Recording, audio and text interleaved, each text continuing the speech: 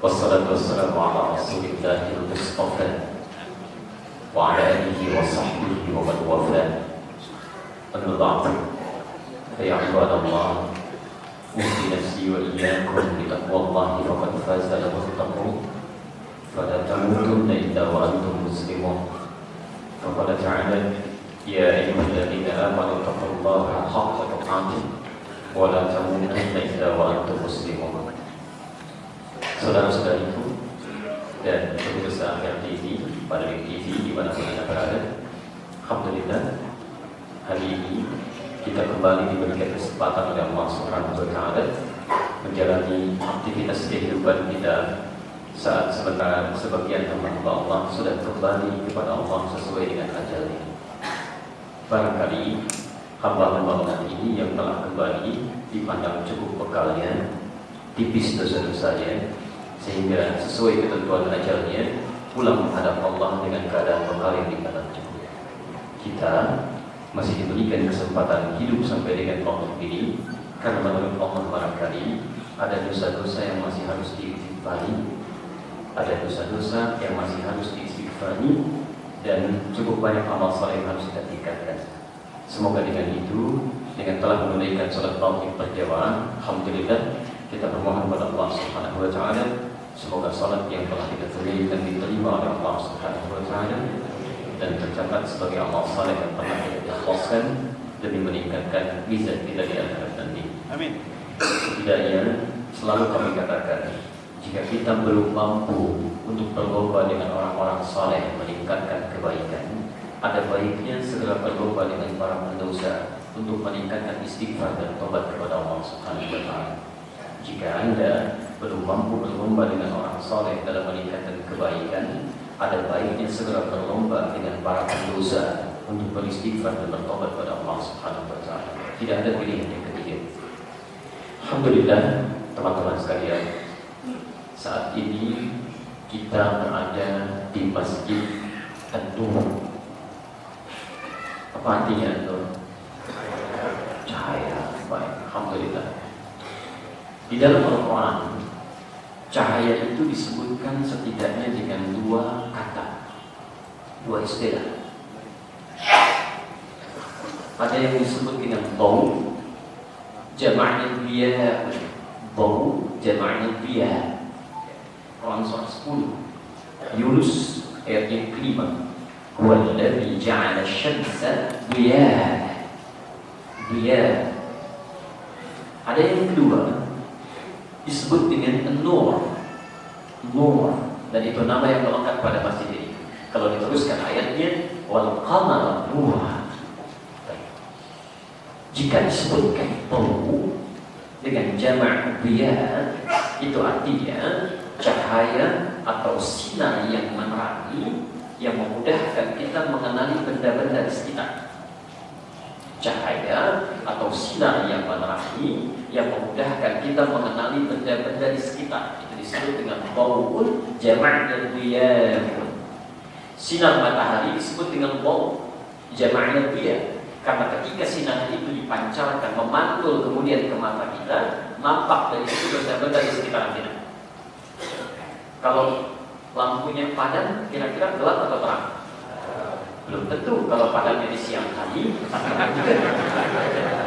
karena disitulah kemudian sinar matahari masih memantulkan cahaya pada kita sehingga nampak benda-benda di sekitaran kita. Jelas itu. Tapi kalau cahaya itu pantulannya satu menghasilkan keindahan yang memesona, bisa kita nikmati, atau menuntun kita pada kebaikan-kebaikan yang belum kita dapati, seperti lentera yang menuntun kita pada kebaikan, itu berubah katanya dari biya pun menjadi nur. Nur. Pantulan cahaya bulan itu disebut dengan nur dalam Al-Quran. Quran surah 10 tadi ayat yang kelima. Wal qamara nura, dan kami jadikan bulan memantulkan cahaya. Silakan Anda cek ya, di kitab manapun yang dianggap sebagai bagian dari kitab suci, tidak ada redaksi yang seperti dalam Al-Quran. Hanya Al-Quran yang menyampaikan pada kita matahari bersinar, bulan memantulkan cahaya. Silakan cek. Saya pernah cek di Bible itu. Saya punya koleksi Bible di rumah. Ada juga Talmudnya, kitab Yahudi itu. Di Bible disebutkan Tuhan menciptakan matahari bersinar dan rembulan bersinar. Cuma Al-Quran yang mengatakan matahari bersinar, bulan memantulkan cahaya. Dan itu dibuktikan oleh pengetahuan sampai dengan ini. Nah, hadirin, kalimat pantulan cahaya di bulan diungkapkan dengan nur untuk menuju pada mata yang pertama. Umumnya kalau orang melihat cahaya rembulan lebih menikmati ketimbang melihat matahari. Silakan Anda cek ya. Malam-malam terlihat, Anda keluar kemudian melihat ke langit. Di pertengahan bulan itu 13, 14, 15, apa yang Anda lihat? Cahaya bulan. Karena itu disebut dengan nur dalam Al-Quran untuk melukiskan kesan bahwa ini cahaya begitu dinikmati oleh orang-orang yang melihatnya. Sampai mengatakan, Masya Allah, anak saya cantik seperti bulan. Dan keliru itu. Ya. Sebab bulan itu tidak cantik, yang cantik cahayanya. Baik, pantulannya.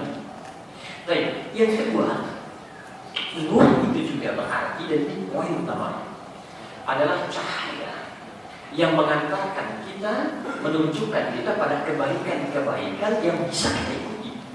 Itu disebut dengan nur. Karena itu ketika Allah memberikan bimbingan kepada hamba-hambanya, di antara makna kiasan yang diambil dalam ilmu balaghah, makna majazi diungkapkan dengan kata nur. Bahkan Allah menyebut cahayanya dengan nama nur. Quran surah ke-24, surah An-Nur ayat 35.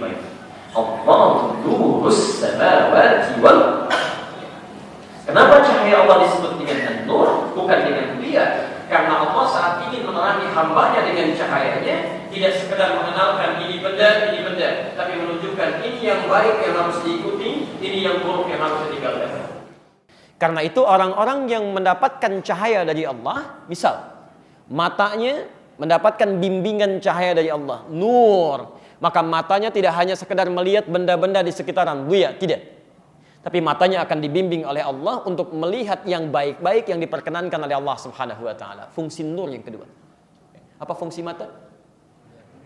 Melihat. Kalau cuma melihat, kambing juga melihat. Tapi mata kambing tidak ditanya. Mata kita kelak akan ditanya. Quran surah 17 ayat 36. Inna sam'a wal basara wal fu'ada kullu ulaika kana anhu mas'ula. Sungguh setiap pendengaran kita itu, pandangan kita itu, termasuk fikiran kita, satu saat akan dipertanyakan oleh Allah Subhanahu wa taala. Karena itu saat Allah menyampaikan fungsi mata, ternyata bukan melihat, Pak. Ya, bukan melihat. Disebutkan di Quran surah ke-24 An-Nur ayat 24 untuk laki-laki. Ayat 30 untuk laki-laki, ayat 31 untuk perempuan. Quran surah ke-24 ayat 30 untuk laki-laki, ayat 31 untuk perempuan. Perhatikan, ayat ini ditempatkan di surah An-Nur, cahaya bimbingan pada kebaikan.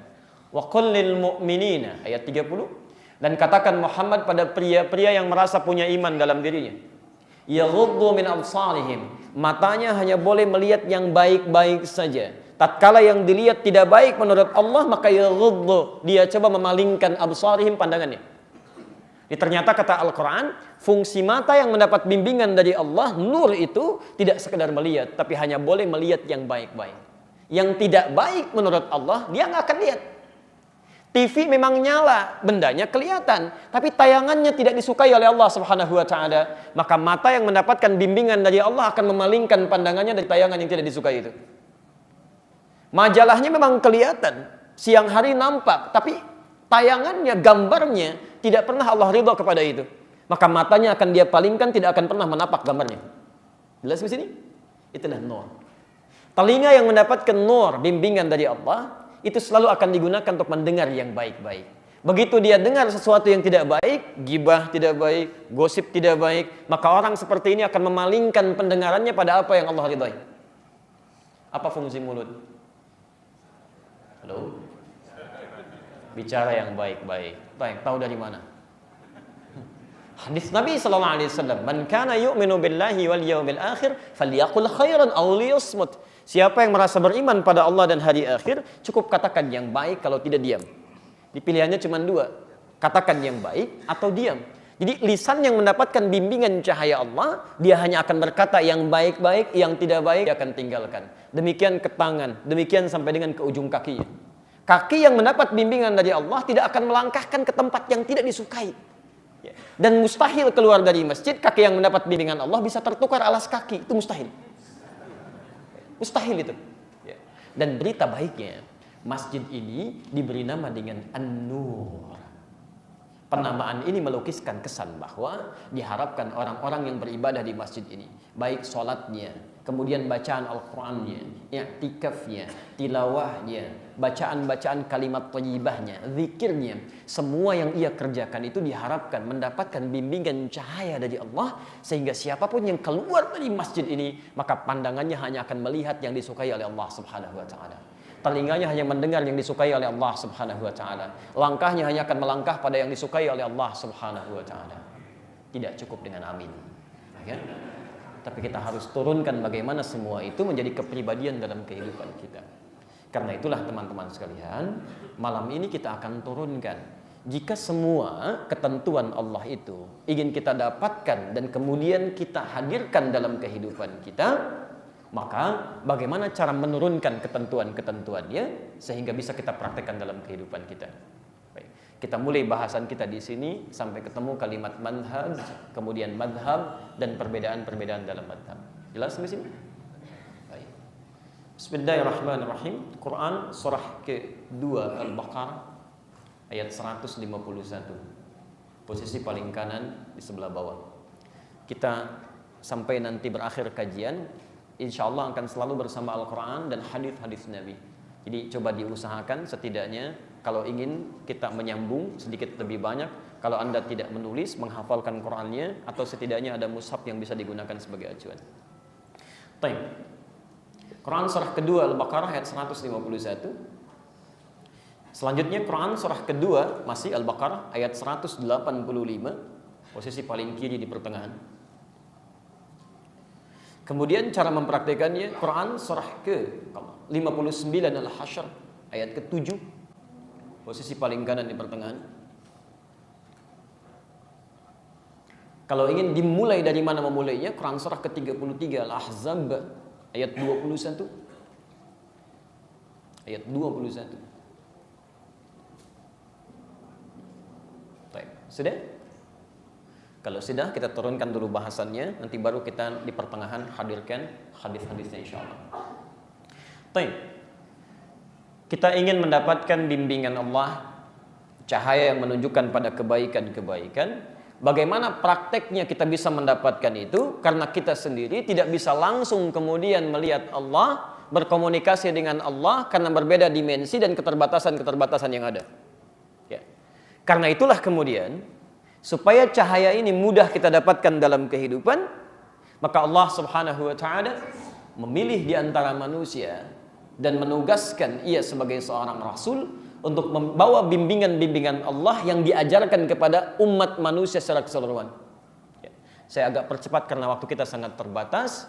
Untuk umat terakhir, maka kemudian dipilihkanlah seorang rasul yang mulia yang memiliki kelebihan dibanding rasul-rasul sebelumnya.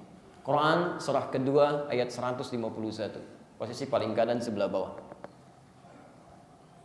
Kama arsalna fiikum rasulan minkum yatlu alaikum ayatina wa yuzakkikum wa yuallimukumul kitaba wal hikmah wa yuallimukum ma lam takunu ta'lamun. Ada ayatnya?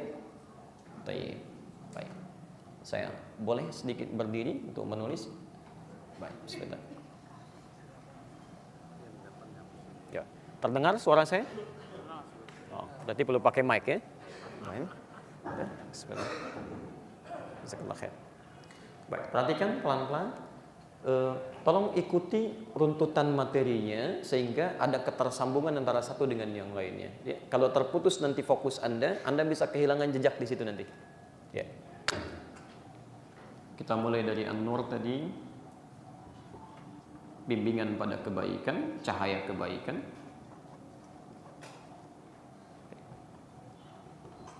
Untuk mendapatkan ini, kemudian Allah utus seorang rasul yang ditugaskan membawa cahaya atau bimbingan dari Allah yang diajarkan pada manusia. Untuk rasul terakhir ada di Quran surah kedua ayat 151. Ini dalilnya. Fokus ya, pelan-pelan. Nanti Anda bisa baca di ayat-ayat yang lain tentang rasul-rasul sebelum Nabi Muhammad SAW. Ya, ada misal di Quran surah ketiga Ali Imran ayat 33, posisi paling kiri di pertengahan. Ada sejak dari Nabi Adam sampai disebutkan ke Nabi Ibrahim alaihissalam. Inna Allah astafa Adam wa Nuha wa ala Ibrahim wa ala Imran ala alamin. Jelas di sini? Baik. Sebelum saya lanjutkan tentang tugas Rasulullah ini, saya ingin tegaskan ya sekali lagi di tempat ini bahwa teman-teman sekalian, Bapak dan Ibu, Rasulullah sallallahu alaihi wasallam, Muhammad sallallahu alaihi wasallam, rasul terakhir ini bahkan langsung disebutkan oleh Al-Qur'an sebagai satu-satunya rasul yang dipandang lebih istimewa dari rasul-rasul sebelumnya. Jadi kalau Anda diberikan oleh Allah tuntunan rasul yang sangat istimewa, belum diambil juga tuntunannya, Anda butuh rasul seperti apa lagi yang bisa menunjukkan Anda pada kebaikan? Ya. Saya beri gambaran misal ya, sebagai contoh. Rasul-rasul sebelum Nabi Muhammad itu tidak pernah disebutkan oleh nabi-nabi sebelumnya. Silakan Anda cek. Ya. Nabi Adam tidak pernah menyebutkan Nabi Nuh. Nabi Nuh tidak pernah menyebutkan Nabi Ibrahim. Nabi Ibrahim tidak pernah menyebutkan Nabi Musa. Nabi Musa tidak pernah menyebutkan Nabi Isa. Tapi Nabi Muhammad SAW bahkan jauh sebelum kelahirannya itu sudah disebutkan, diisyaratkan, bahkan ini yang paling menarik, dirasakan kegembiraannya jauh sebelum kelahirannya. Saya ambil contoh ya, kita ambil dari Quran saja supaya lebih cepat. Quran surah kedua Al-Baqarah ayat 129, posisi paling kiri sebelah atas. Nabi Ibrahim alaihissalam dengan putranya Nabi Ismail alaihissalam. Nabi Ibrahim, Nabi Ismail itu jaraknya ke Nabi Muhammad 30 generasi. Satu generasinya jangan dikira mudah ya. Nabi Isa aja ke Nabi Muhammad itu 600 tahun. Nabi Musa ke zaman Nabi Muhammad 2000 tahun. Ini dari Nabi Ibrahim ke Nabi Muhammad ada 30 generasi. Ya, kalau Anda urutkan Muhammad bin Abdullah, bin Abdul Muttalib, bin Hashim, bin Abdul Manaf, bin Qusay, bin Murrah, bin Kilab, bin Ka'ab, bin Ghalib, bin Fihir, bin Malik, bin Nadar, bin Kinana, bin Khuzaimah, bin Mudrika, bin Ilyas alaihissalam, bin Nizar, bin Mudar, bin Ma'ad, bin Adnan, bin Addi, bin Adri, bin Muqawwam, bin Nahur, bin Tarih, bin Ya'rub, bin Yasjub, bin Nabit, bin Ismail alaihissalam, bin Ibrahim alaihissalam. 30 generasi sebelum kelahiran Rasulullah Muhammad SAW sudah berdoa di samping Ka'bah ayah dan anak ini untuk memohon diutus seorang rasul yang terakhir. Lihat kalimatnya, Rabbana wab'ats fihim rasulan minhum. Ya Allah, mohon utus seorang rasul dari kalangan sekitaran Ka'bah ini. Jadi lahirnya di sekitaran Ka'bah. Saya mau tanya, rasul mana yang lahir di sekitaran Ka'bah? Tidak ada selain Nabi Muhammad SAW. Di 30 generasi sebelum kelahiran beliau itu sudah disebutkan, diisyaratkan oleh dua orang nabi sekaligus. Bahkan pada zaman Nabi Isa alaihissalam 600 tahun sebelum kelahiran Nabi Muhammad SAW diabadikan di Quran kisahnya surah ke-61 As-Saff ayat yang ke-6 posisi paling kiri sebelah atas. Itu langsung disebutkan oleh beliau akan datang rasul setelah saya, bahkan nama sifatnya disebutkan Ahmad. Lihat kalimatnya, wa idh qala Isa ibn Maryam inni rasulullahi ilaikum musaddiqan lima baina yadayya minat taurat wa mubasysyiran birasulin ya'ti min ba'di ismuhu Ahmad. Kata beliau, saya berikan kabar gembira. Nabi Isa itu gembira padahal nabinya belum lahir. 600 tahun sebelum kelahirannya. Kata beliau, saya tebarkan kabar gembira akan datang rasul setelah saya, di antara namanya Ahmad. Jelas di sini? Baik. Jadi dari sini Bapak Ibu sekalian, Anda bayangkan Nabi Isa gembira dengan kedatangan Nabi Muhammad SAW. Nabi Ibrahim sebelumnya memberikan isyarat tentang kehadiran Nabi Muhammad SAW, termasuk Nabi Ismail alaihissalam. Para nabi saja itu mengharapkan adanya Nabi Muhammad SAW ya, untuk membawa risalah kepada kita, membawa cahaya bimbingan kehidupan. Antum langsung diutus nabinya menjadi nabi kita, membawa risalahnya. Setelah itu risalahnya dibawa, antum gak ikuti, perlu berapa nabi lagi? Nabi dulu menginginkan Nabi Muhammad tapi gak pernah ketemu. Kita diutus sebagai nabi kita, kemudian diberikan tuntunannya. Berbahagia kita dengan itu. Tapi tidak cukup dengan bahagia saja, karena nabi dulu pun ingin mengikuti tuntunannya. Sampai Nabi Muhammad pernah mengatakan sallallahu alaihi wasallam, "Lau kana Musa hayyan," kalaupun Nabi Musa itu hidup sampai hari ini, pasti beliau akan ikut tuntunan saya. Nabi Musa saja, nabi, rasul, dekat dengan Allah, surganya jelas, tingkat surga paling tinggi, masih mengikuti tuntunan Nabi Muhammad sallallahu alaihi wasallam. Anda bukan nabi, bukan rasul, sampai malam ini surga belum jelas, hisab masih menegangkan, gak mau ikut tuntunan nabi, aneh Anda. Halo, jelas? Baik ya, kita teruskan ya. Tapi jangan sampai sini nanti, kalau nggak diteruskan bagaimana tuntunannya bisa masing-masing dan bisa keliru gitu kan? Baik. Nah, ini baru sifat cahaya kebaikan. Kalau sifat ini sudah menjadi petunjuk yang bisa dibaca, dianalisis, diikuti, maka berubah katanya menjadi hidayah. Hidayah. Pelan-pelan. Jamaknya disebut dengan hudan. Jamak hidayah, hudan. Fokus pelan-pelan. Ketika Rasul dipilih oleh Allah, Surah kedua ayat 151. Siapa nama Rasul ini? Tahu dari mana? Oh, nggak ada di situ, nggak disebutkan namanya. Nggak ada, cuma Rasul saja, jangan ngarang ya, nggak, jangan ngarang. Baik, ada disebutkan 4 kali dalam Al-Quran. Di Quran surah ketiga ayat 144, Quran surah ke-33 ayat ke-40, Quran surah ke-47 ayat kedua, dan Quran surah ke-48 ayat 29. Ini yang menyebutkan nama Muhammad SAW. Baik, teruskan. Diutus beliau, namanya Muhammad, disebutkan 4 kali dalam Al-Quran. Nabi Isa menyebut salah satu nama sifatnya dengan nama Ahmad. Nanti kalau masih cukup waktunya kita bisa terangkan. Setelah itu, bentuk cahaya kebaikan yang diturunkan pada beliau untuk jadi bimbingan bagi umatnya supaya bisa dibaca, dipelajari, diikuti. Namanya berubah dari nur menjadi hidayah, jamaknya disebut dengan hudan. Maka disebutkan kemudian di Quran surah kedua Al-Baqarah ayat 185. Posisi paling kiri di pertengahan. Agak cepat sedikit ya. Syahr Ramadhan alladzi unzila fihil Quran. Setelah itu hudan linnas. Ya. Saya turunkan, perhatikan sini. Ingat ya, dari An-Nur ketemu hidayah, ketemu Rasul, ketemu hidayah, hudan, kemudian Syahr Ramadhan alladzi unzila fihi al-Quran. Di bulan Ramadhan kami turunkan Al-Quran. Tahan sebentar, saya berikan ilmu sedikit dalam tafsir. Jika dalam satu kalimat disebutkan informasi yang dilekatkan pada waktu yang istimewa, ini menunjukkan bahwa informasi yang disampaikan begitu penting dan sangat istimewa.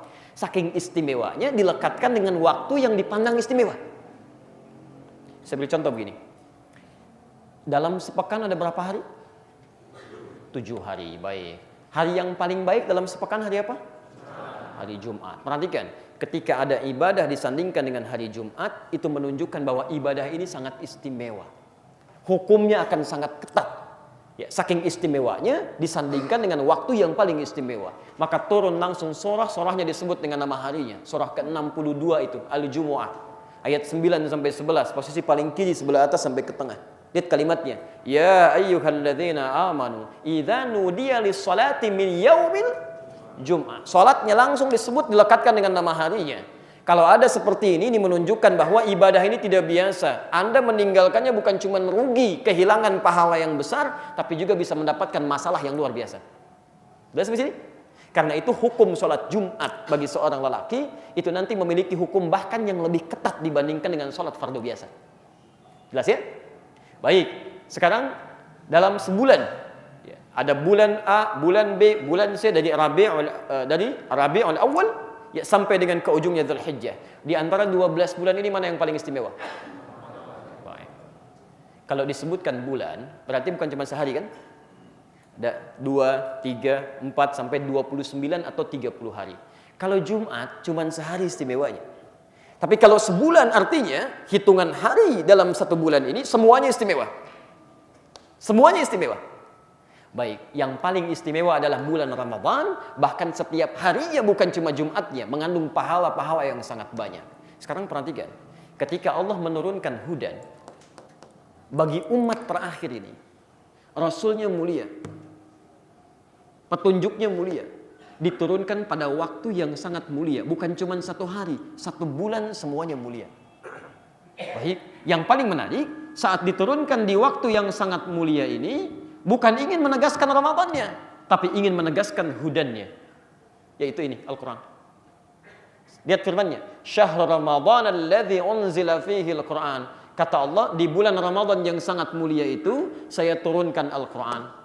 Ketika Quran dilekatkan dengan kata Ramadan, ini ingin menunjukkan, maaf, Al-Quran itu Masya Allah sama pentingnya dan sama mulianya dengan Ramadan. Jadi kalau Anda sangat mengharapkan Ramadan, sangat senang di bulan Ramadan, rajin sholat di bulan Ramadan, maka sikap itu pun harus diperlakukan sama dengan Al-Quran karena memiliki kemuliaan yang serupa. Aneh kalau ada orang misalnya Ramadan, semangat sholat, semangat baca Quran, habis Ramadan, Quran gak dilihat.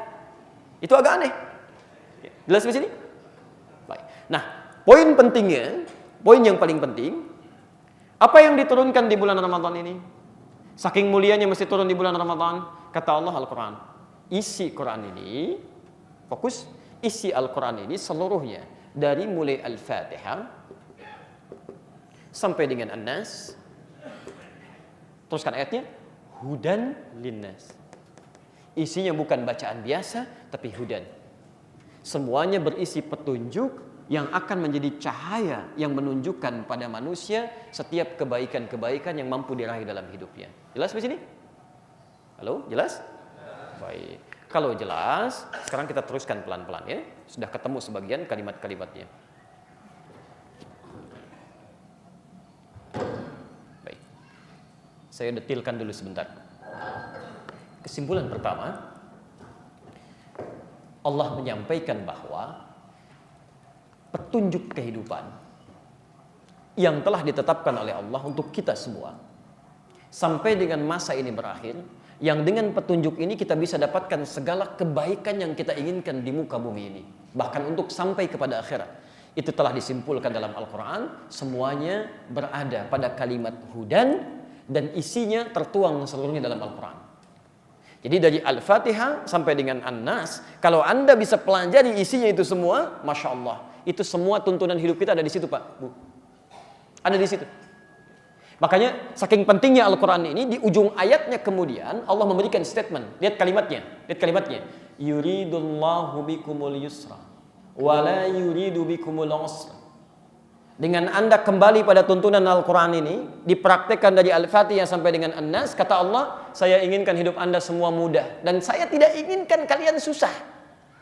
Jadi kalau ada orang yang hidupnya susah, di rumah tangga susah, di kantor susah, kehidupan sosial susah, ke masjid susah, yang salah bukan Allah, yang salah kita yang tidak membaca petunjuknya.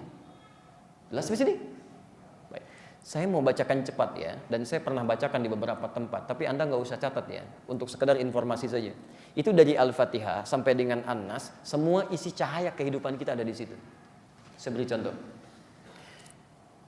Sebelum kita terlahir dalam masa kandungan di perut ibunda kita di rahimnya, bagaimana caranya supaya kandungannya itu tenang, kemudian lahir dalam keadaan lancar dan menjadi anak yang saleh. Quran surah 7 ayat 189.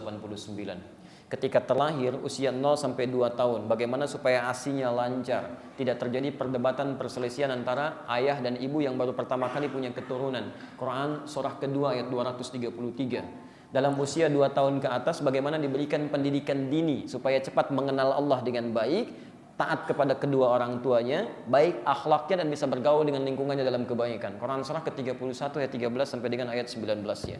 Dia mulai sekolah bagaimana cara belajar supaya cepat menangkap ilmunya, cepat meresap dalam jiwanya, cepat ingat, tidak mudah lupa. Quran surah ke-9 ayat 122, posisi paling kiri sebelah bawah. Kemudian bagaimana supaya prestasinya naik, terangkat, punya prestasi juga di tempat dia belajar. Quran surah ke-49 ayat ke Quran surah ke-58 ayat ke-11-nya.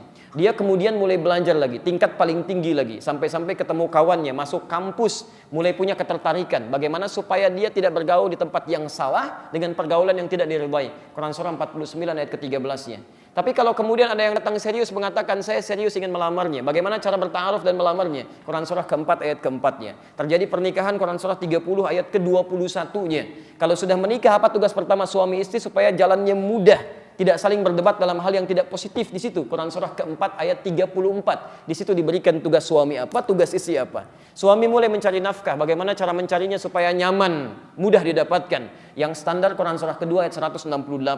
Ada tawaran yang kedua bagi orang beriman. Sebelum mencari, baru bergerak sedikit, rezekinya sudah datang. Quran surah kedua ayat 172. Yang paling hebat, ada orang belum keluar, rezekinya sudah menunggu-nunggu. Quran surah ke-7 ayat 96.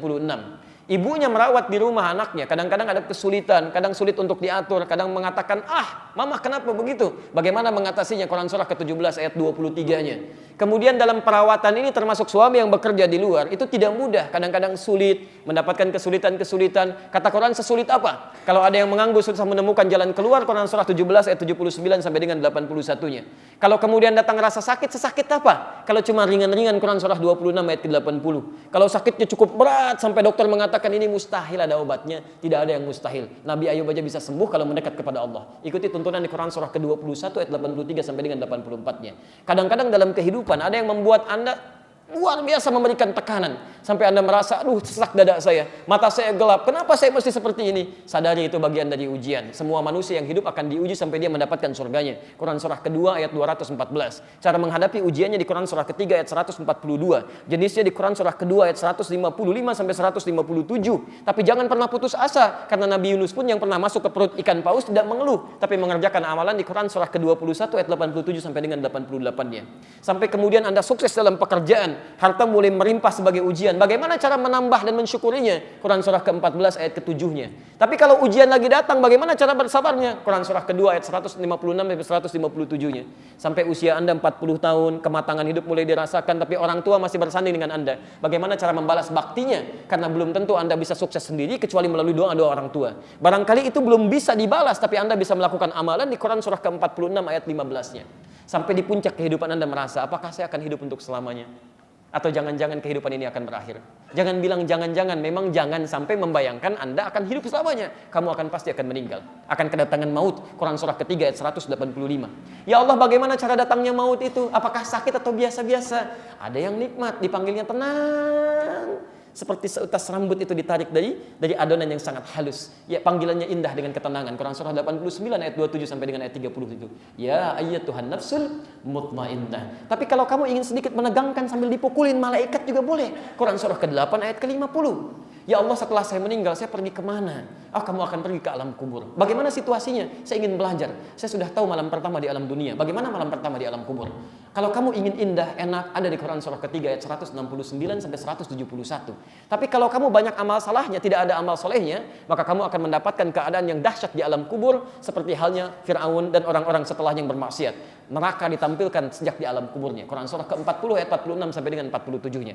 Ya Allah, setelah alam kubur terjadi, apa yang terjadi setelah itu? Jangan banyak dipikirkan. Kerjakan saja amal soleh supaya kamu bisa bertemu dengan Allah dalam kebaikan. Quran surah ke-18 ayat ke-110. Tapi kalau kamu maksa masih ingin tahu, itu ada terjadi kiamat peristiwanya. Bahkan saya turunkan satu surah ke-75 dari ayat 1 sampai dengan ayat ke-14 dan ke-15-nya. Ya Allah, apa yang terjadi dalam kiamat itu? Baca saja di surat Al-Zalzalah. Bagaimana dalam penentuannya, ya Allah, kemana saya akan pergi? Ada orang-orang yang banyak amal solehnya, dia akan langsung masuk surga tanpa hisabnya. Quran surah kedua ayat ke-25. Tapi kamu mesti siapkan, karena surga itu ada tingkatan-tingkatan. Ada yang bersama Rasulullah, ikuti sunnahnya. Quran surah ketiga ayat 31. Ada yang surganya, Masya Allah, di taman surga segala kenikmatannya diberikan langsung oleh Allah. Di Quran surah 51 ayat 15 sampai dengan 23-nya. Ada surganya seluas langit dan bumi. Silahkan mau lari-lari pun gak akan sampai ke ujungnya. Quran surah ketiga ayat 133 sampai dengan 134. Teman-teman sekalian, ada yang bertanya, ya Allah, bagaimana kalau yang gak ke surga? Ada. Bahkan langsung masuk ke neraka. Siksa paling hebatnya neraka paling ringan. Quran surah keempat ayat 56. Kalau neraka yang paling dahsyat, Quran surah keempat ayat 140.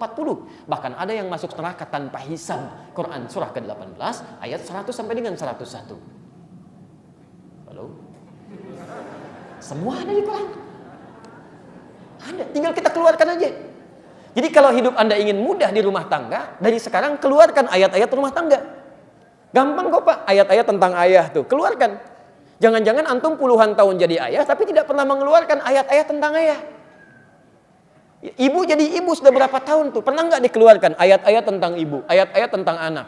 Punya rencana selama sebulan, nggak usah tinggi-tinggi belajarnya. Keluarkan ayat rumah tangga selama sebulan, tilawahi itu. Demi Allah saya katakan, keindahan rumah tangga itu akan nampak. Kayaknya nggak ada yang susah, indah saja. Itu yang dimaksud mawaddah, rahmah, yang menghasilkan sakinah.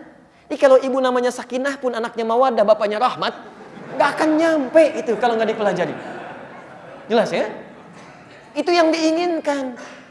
Coba antum jadi DKM masjid, pernah nggak mengeluarkan ayat-ayat tentang masjid? Jangan-jangan sudah lama jadi DKM masjid, tapi ayat-ayat masjid nggak pernah dikeluarkan. Masjid di rumah siapa? Tahu dari mana? Tuh. Quran surah kedua ayat 114. Yang dikerjakannya Quran surah 9 ayat ke-18. Jadi ada aturannya. Rumah antum punya aturan sendiri. Rumah Allah, Allah yang ngatur. Saya bertamu ke rumah Anda, tiba-tiba saya yang ngatur, kan aneh. Assalamualaikum. Waalaikumsalam Ustaz Adi. Silahkan masuk. Aduh, ini ruang tamu gak enak Pak. Pindahin ya, sofanya pindahkan. Ini jadi toilet jadi ruang tamu. Bagaimana respon Anda? Ya pasti Anda akan kecewa kan? Nah sekarang rumah Allah, yang punya Allah, yang ngaturkan Allah. Masuk ke rumah Anda, langkahnya beda dengan ke rumah Allah. Masuk ke rumah Allah, kaki yang mana? Kanan. Keluar kamar mandi, kaki yang mana? Baik, keluar kamar mandi. Kanan. Beda. Lain aturannya gitu kan. Masuk rumah Allah, kaki kanan, keluar kiri. Masuk toilet, masuk kiri, keluar kanan. Lain. Masuk rumah Anda, beda. Mau duduk di rumah Allah, beda dengan duduk di rumah Anda. Ada salat dulu 2 rakaat. Ada kalimat yang harus disampaikan. Dan rizkinya pun yang ngatur Allah. Anda mengatur masalah-masalah rizki di rumah tangga selalu berikan. Tapi masjid, aturan Allah yang ada di situ. Karena itu beda Pak. An-Nur dengan Al-Azhar, dengan Al-Ihsan, dengan As-Salam. Lain. Karena kepentingan yang ada di dalamnya berbeda. Nah, ini kalau nggak diikuti aturan-aturan ini, malah bikin aturan sendiri, itu yang salah nantinya. Dan seringkali terjadi sesuatu yang tidak diharapkan karena aturan Allah tidak dipelajari. Nggak sama visinya. Kan rumah Allah bukan rumah yang bangun. Kan rumah Allah bukan rumah yang donaturnya paling banyak. Kan rumah Allah bukan yang tenaganya paling kuat. Karena itu aturan Allah ketika dipelajari itu yang paling indah. Hati-hati karena di masjid pun ada setannya Pak. Betul, ada setan namanya khanzab. Khanzab. Tugasnya 2. 1 menggoda orang sholat, 2 menggoda DKM masjid. Itu betul. Itu tidak ngarang, itu ada itu ya. Hadis Abu Daud nomor hadis 666. Itu kata Nabi SAW, ketika Anda mau sholat ini masih begini, itu suasana masih tenang. Tapi begitu Anda mulai bertakbir, kata Nabi, fayaqulu udhkur kada. Setan mulai mengatakan, ingat ini ya, ingat itu ya. Makanya silahkan ya kalau tidak percaya. Begitu Anda takbir Allahu Akbar, seketika di kepala Anda itu muncul berbagai ingatan. Nggak percaya silahkan, nanti Isya kejadian tuh. Oh, begitu takbir begini, apa yang akan dibahas nanti saat setelah Isya? Oh, macam-macam muncul. Ustadznya pun dipikirin juga gitu kan. Nah, itu muncul. Belum selesai hadisnya sampai Nabi mengatakan di ujungnya, hatta la yash'ura al-musalli kam rak'atan yusalli. Sampai-sampai orang sholat ada yang tidak sadar berapa rakaat sedang menunaikan sholatnya. Anda nggak ngangguk juga pasti begitu itu. Ya, jadi ada ketentuan itu. Poinnya kita mesti keluarkan tuntunan itu. Karena itulah ketika Rasul diutus, kalimat pertama dari Al-Quran, surah kedua ayat 151 tadi, tugas pertamanya menyampaikan isi Quran. Kama arsalna fikum rasulan minkum yatslu alaikum ayatina. Kami telah utus seorang rasul dari kalangan kalian, dan tugas pertamanya menyampaikan ayat-ayat kami. Karena itulah isi Al-Quran disebut dengan ayat. Al-Baqarah berapa ayat? Ali Imran berapa ayat? An-Nisa berapa ayat? Al-Quran isinya disebut dengan ayat. Fokus di sini ya. Apa artinya ayat? Apa artinya ayat? Baik. Kalau ingin tahu artinya ayat, kita akan lanjutkan setelah menunaikan sholat Isya berjamaah insyaallah. Baik ya. Setelah masuk waktu Isya, kita jeda dulu sejenak untuk kita bersiap-siap, dan semoga Allah Subhanahu wa taala memberikan kemudahan untuk kita semua. Subhanakallahumma wa bihamdika asyhadu an la ilaha illa anta astaghfiruka wa atubu ilaik. Assalamualaikum warahmatullahi wabarakatuh.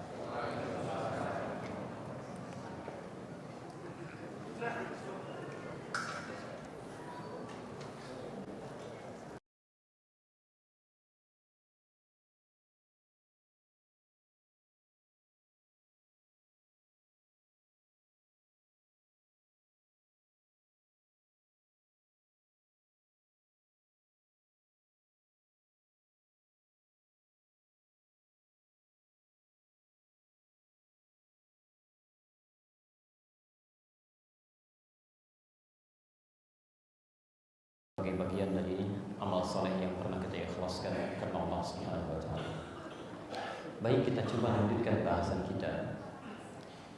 Sudah kita bahas bahwa dalam kehidupan kita saat ini, saat diciptakan oleh Allah Subhanahu wa taala untuk menjalani fungsi sebagai khalifah di muka bumi, Allah memberikan tuntunan-tuntunan, cahaya-cahaya yang dengan itu diharapkan menjadi lentera bagi kita untuk menuntun kita pada setiap kebaikan-kebaikan yang mungkin diraih dalam kehidupan ini. Bahkan tatkala dalam situasi kegelapan pun sedang kita alami, gelap dalam persoalan hidup di rumah tangga, dalam pekerjaan, kehidupan sosial, maka Allah pun turunkan, berikan cahaya yang dengan itu bisa membimbing kita keluar dari kegelapan ini menuju petunjuk-petunjuk kebaikan. Di situ kemudian Allah berfirman di Quran surah kedua Al-Baqarah ayat 257, Allahu waliyyul ladzina amanu yukhrijuhum minal dhulumati ilan nur. Cahaya ini tidak hanya cukup sebagai pantulan-pantulan bimbingan kebaikan saja, tapi mesti menjadi bimbingan yang bisa dipelajari, bisa dibaca, bisa dianalisis, dan mudah untuk dipraktekkan dalam kehidupan. Maka dengan itulah kemudian Allah mengutus seorang Rasul untuk menjadikan bimbingan ini mudah untuk kita pelajari dan kita amalkan dalam kehidupan. Maka bimbingan ini pun kemudian dirubah isinya dari nur menjadi istilah baru bernama hidayah, yang bentuk jamaknya disebut dengan hudan. Khusus untuk umat terakhir, dijadikanlah hudan itu tertuang seluruhnya dalam ketentuan Al-Quran, dari mulai Al-Fatihah sampai dengan An-Nas. Nah, dengan seluruh ayat-ayat yang tercantum dalam Al-Quran ini, diharapkan petunjuknya menjadikan bimbingan bagi setiap manusia untuk mencapai kemudahan hidup. Yang penting Anda ketahui, semua isi Al-Quran ini kemudian diperintahkan oleh Allah kepada Rasul yang diutus tadi untuk disampaikan pada setiap umatnya. Dan ketika Allah meminta Rasul menyampaikan isi Al-Quran, maka kalimatnya kemudian didetilkan istilahnya menjadi ayat. Quran surah kedua ayat 151. Kama arsalna fiikum rasulan minkum yatslu alaikum ayatina. Isi Al-Quran disebut dengan ayat. Nah, teman-teman sekalian, tidak pernah disebutkan kalimat ayat dalam bahasa Arab, termasuk dalam kamus-kamus standar bahasa Arab, kecuali menunjuk pada makna tanda yang mendekatkan diri seorang hamba kepada Allah Subhanahu wa taala. Jadi bukan sekedar tanda-tanda kebesaran, itu kurang tepat dan kurang sempurna menerjemahkannya. Ayat itu artinya tanda yang mendekatkan seorang hamba kepada Rabbnya, pada Allah Subhanahu wa taala. Ada dua tanda dalam bahasa Arab. Satu disebut dengan alamah, menjadi bahasa Indonesia alamat, tanda yang mendekatkan kita pada tujuan. Di mana alamat Masjid An-Nur di Jati Bening, dengan mengetahui alamatnya lebih mudah sampai ke tujuan dibandingkan dengan orang yang belum mengetahuinya. Tapi kalau disebutkan ayat, itu cuma satu maknanya, tanda yang mendekatkan diri kita dengan Allah Subhanahu wa taala. Kenapa isi Al-Quran disebut dengan ayat? Karena setiap Anda belajar Quran, baca Al-Quran, keadaan Anda menjadi lebih dekat dengan Allah Subhanahu wa taala. Jadi kalau Anda kemudian tiap hari baca Al-Quran, belum menjadikan diri Anda lebih dekat dengan Allah, ada yang salah dengan cara Anda membaca Al-Quran. Ada yang keliru dengan cara Anda mempelajari Al-Quran. Karena itulah kemudian Allah menugaskan Rasul untuk menyampaikan langsung pesan Al-Quran. Setiap ayatnya. Lihat kalimatnya, yatslu alaikum ayatina. Jadi setiap turun ayat, sampaikan. Dengan penyampaian ini diharapkan orang-orang lebih dekat dengan Allah Subhanahu wa taala. Dampak pertama, orang yang dekat dengan Allah, teruskan ayatnya, wa yuzakkikum. Orang-orang yang dekat dengan Allah itu akan berdampak positif pada penyucian jiwanya, lebih bersih keadaan hatinya. Jadi kalau Anda belajar Al-Quran, belajar dengan baik, mengikuti penyampaian Rasulullah, itu dampak pertamanya, tanda kedekatannya dengan Allah akan nampak pada keadaan hatinya yang bersih. Dalam hati ini, Pak Ibu sekalian, ada dua jenis dorongan, masing-masing berkompetisi. Pertama takwa, itu dorongan kebaikan. Disebutkan di Quran sebanyak 115 kali. Yang kedua nafsu, dorongan pada keburukan. Sama persis disebutkan di Quran sebanyak 115 kali. Nafsu ini yang cenderung membawa kepada hal-hal yang tidak baik. Quran surah ke-12 ayat 53, posisi paling kiri sebelah atas. Wa ma ubarri'u nafsi innan nafsa la'ammaratun bis-su. Saya tidak bisa menjadikan diri saya suci, memang bukan manusia suci, karena di dalamnya ada nafsu yang cenderung mengarahkan pada keburukan dan salah. Jadi setiap kali kita menghadapi sesuatu, dua ini selalu ada ini, dorongan-dorongan ini. Paling gampang begini ya, mohon maaf. Kalau Anda mendengar azan, Allahu Akbar, pernah ada bisikan dalam hati, cepat siap-siap, sudah azan, sudah mau sholat. Pernah dengar seperti itu? Itu jiwa takwa. Tapi begitu azan selesai, tiba-tiba sisi yang lain mengatakan, tenang, baru azan, belum komat. Ya, An-Nur 10 menit, tidak komatnya, gitu kan? Pernah ada suasana itu? Nah, itu nafsu. Yang membisikkan jiwa takwa, mengarahkan pada kebaikan, itu malaikat. Disebutkan 88 kali dalam Al-Quran. Yang memberikan was-was pada nafsu, itu setan. Disebutkan 88 kali dalam Al-Quran. Nah, orang yang sering membaca Al-Quran, belajar dengan benar, maka akan berdampak peningkatan takwa pada jiwanya, sehingga yang muncul yang baik-baik. Makanya ketika Quran diturunkan di zaman Nabi, silakan. Itu tipikal manusia paling buruk di zaman Rasulullah SAW. Semuka bumi itu nampak pada orang-orang jahiliyah. Tertinggal peradabannya. Orangnya sifatnya keras luar biasa. Tindakan kriminalitas bukan setiap hari lagi. Setiap menit hampir terjadi perbuatan-perbuatan buruk. Dulu pada masa jahiliyah, itu yang paling hebat, orang paling kuat yang bisa menantang setiap orang di setiap waktu. Jadi kalau ada orang merasa hebat, itu hampir setiap menit terjadi. Dikatakan kepada kawan-kawannya, kalau berani dengan saya ketemuan di Bukit A, tapi sebelum datang pamit dulu pada ibu yang telah melahirkannya, karena dia akan pulang tanpa nama. Bosan dengan pasangannya, dia akan katakan. Dengan tetangganya dia besok ketemu, dia katakan, saya bosan dengan istri saya, kita malam ini tukeran yuk. Itu saking buruknya gitu. Jadi terjadi keburukan di mana-mana. Khamar 5 kali dalam sehari itu. Ya, sampai nanti berganti menjadi 5 kali sholat dalam sehari. Anda bayangkan, orang yang terpecah belah, jauh dari Allah, sangat buruk sifatnya, banyak keburukan terjadi pada masa itu. Tapi begitu diturunkan Al-Quran, tiba-tiba menjadi bersih jiwanya. Nabi bacakan, orang yang terpecah menjadi menyatu. Orang yang keras menjadi lembut. Orang yang saling pukul menjadi saling merangkul. Orang yang tadinya mengejek menjadi saling mengajak dalam kebaikan. Turun Al-Quran, wa yuzakkikum, dampaknya ke hati jadi bersih. Saya mau tanya pada Anda semuanya, Quran yang dulu dengan yang sekarang sama tidak? Ada perubahan tidak? Tidak, Masya Allah. Awas, ketika Anda katakan tidak sama, berarti ada yang salah di lisan Anda. Qurannya sama, tidak ada perubahan. Ayatnya sama, tidak ada yang berubah. Yang aneh adalah, kenapa orang paling buruk dulu, yang paling keras, turun Quran, jadi lembut. Yang paling kasar, jadi lembut. Yang terpecah, jadi menyatu. Kenapa ditemukan orang sekarang baca Al-Quran, yang lembut jadi keras. Yang menyatu jadi terpisah. Yang senyum jadi pada cemberut. Bahkan tidak kenal satu dengan yang lainnya. Berarti ada yang salah dalam cara membaca Al-Quran. Bukan Qurannya yang salah. Cara kita kemudian mempelajarinya yang barangkali tidak sesuai dengan tuntunan dulu yang pernah dituntunkan oleh Rasulullah SAW. Karena itu jangan berhenti sampai sini baca ayatnya. Teruskan. Wa yu'allimukumul kitab. Tugas Nabi bukan cuma menyampaikan isi Quran, ini ayat turun ya, tapi diminta oleh Allah mengajarkan isi Al-Quran ini seperti ini maknanya. Kalau Anda ingin mendapatkan manfaat Quran seperti orang-orang dulu, jahiliyah tertinggal, tapi begitu Quran turun, menjadi manusia yang paling hebat di zamannya, selain sifat yang tadi saya sebutkan, ternyata bisa membentuk peradaban yang mengalahkan Romawi. Persia lewat, dan jadi puncaknya, hebatnya, 40 orang belajar di zaman Nabi Sallallahu Alaihi Wasallam. Di awal-awal masa Islam, 40 orang. Di tempat yang sangat sederhana. Rumahnya Arqam bin Abi Arqam. Itu anak usia baru 17 tahun, remaja. Tapi pengusaha yang sangat sukses, masuk Islam yang ke-17. Mewakafkan rumahnya di dekat Bukit Safa untuk taklim pertama Nabi. Karena tempat yang paling ideal. Mau taklim tidak mudah Pak, kalau ketahuan diinterogasi. Bahkan ada yang dieksekusi. Itu genting situasinya, cuma 40 orang belajar. Tapi dilatih oleh Nabi SAW 40 orang ini tiba-tiba menyebar ke seantara negeri, Masya Allah, membawa dampak yang luar biasa dahsyatnya. Cuman seorang Sa'ad bin Abi Waqqas ikut ekspedisi dari kerajaan Ethiopia pada waktu itu dengan pimpinan Raja Najasyi. Ya, Masya Allah, ikut ekspedisi sampai ke laut Cina Selatan, mampir di Baros yang 414 km dari kota Medan itu, yang ke Tapanuli itu. Cuman singgah di situ, yang jadi dampak luar biasa, satu orang singgah, senusantara masuk Islam. Sampai hari ini jadi Indonesia. Satu orang singgah.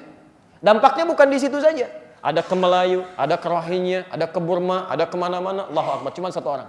Muawiyah bin Abi Sufyan, pimpin ekspedisi dari mulai Afrika Utara, dari mulai Mesir, ke Libya, ke Tunisia, ke Maroko, ke Aljazair, ada yang nyebrang sedikit ke Sisilia, ada yang ke Andalus setelah itu. Yang bisa kita lakukan, insyaallah. Baik.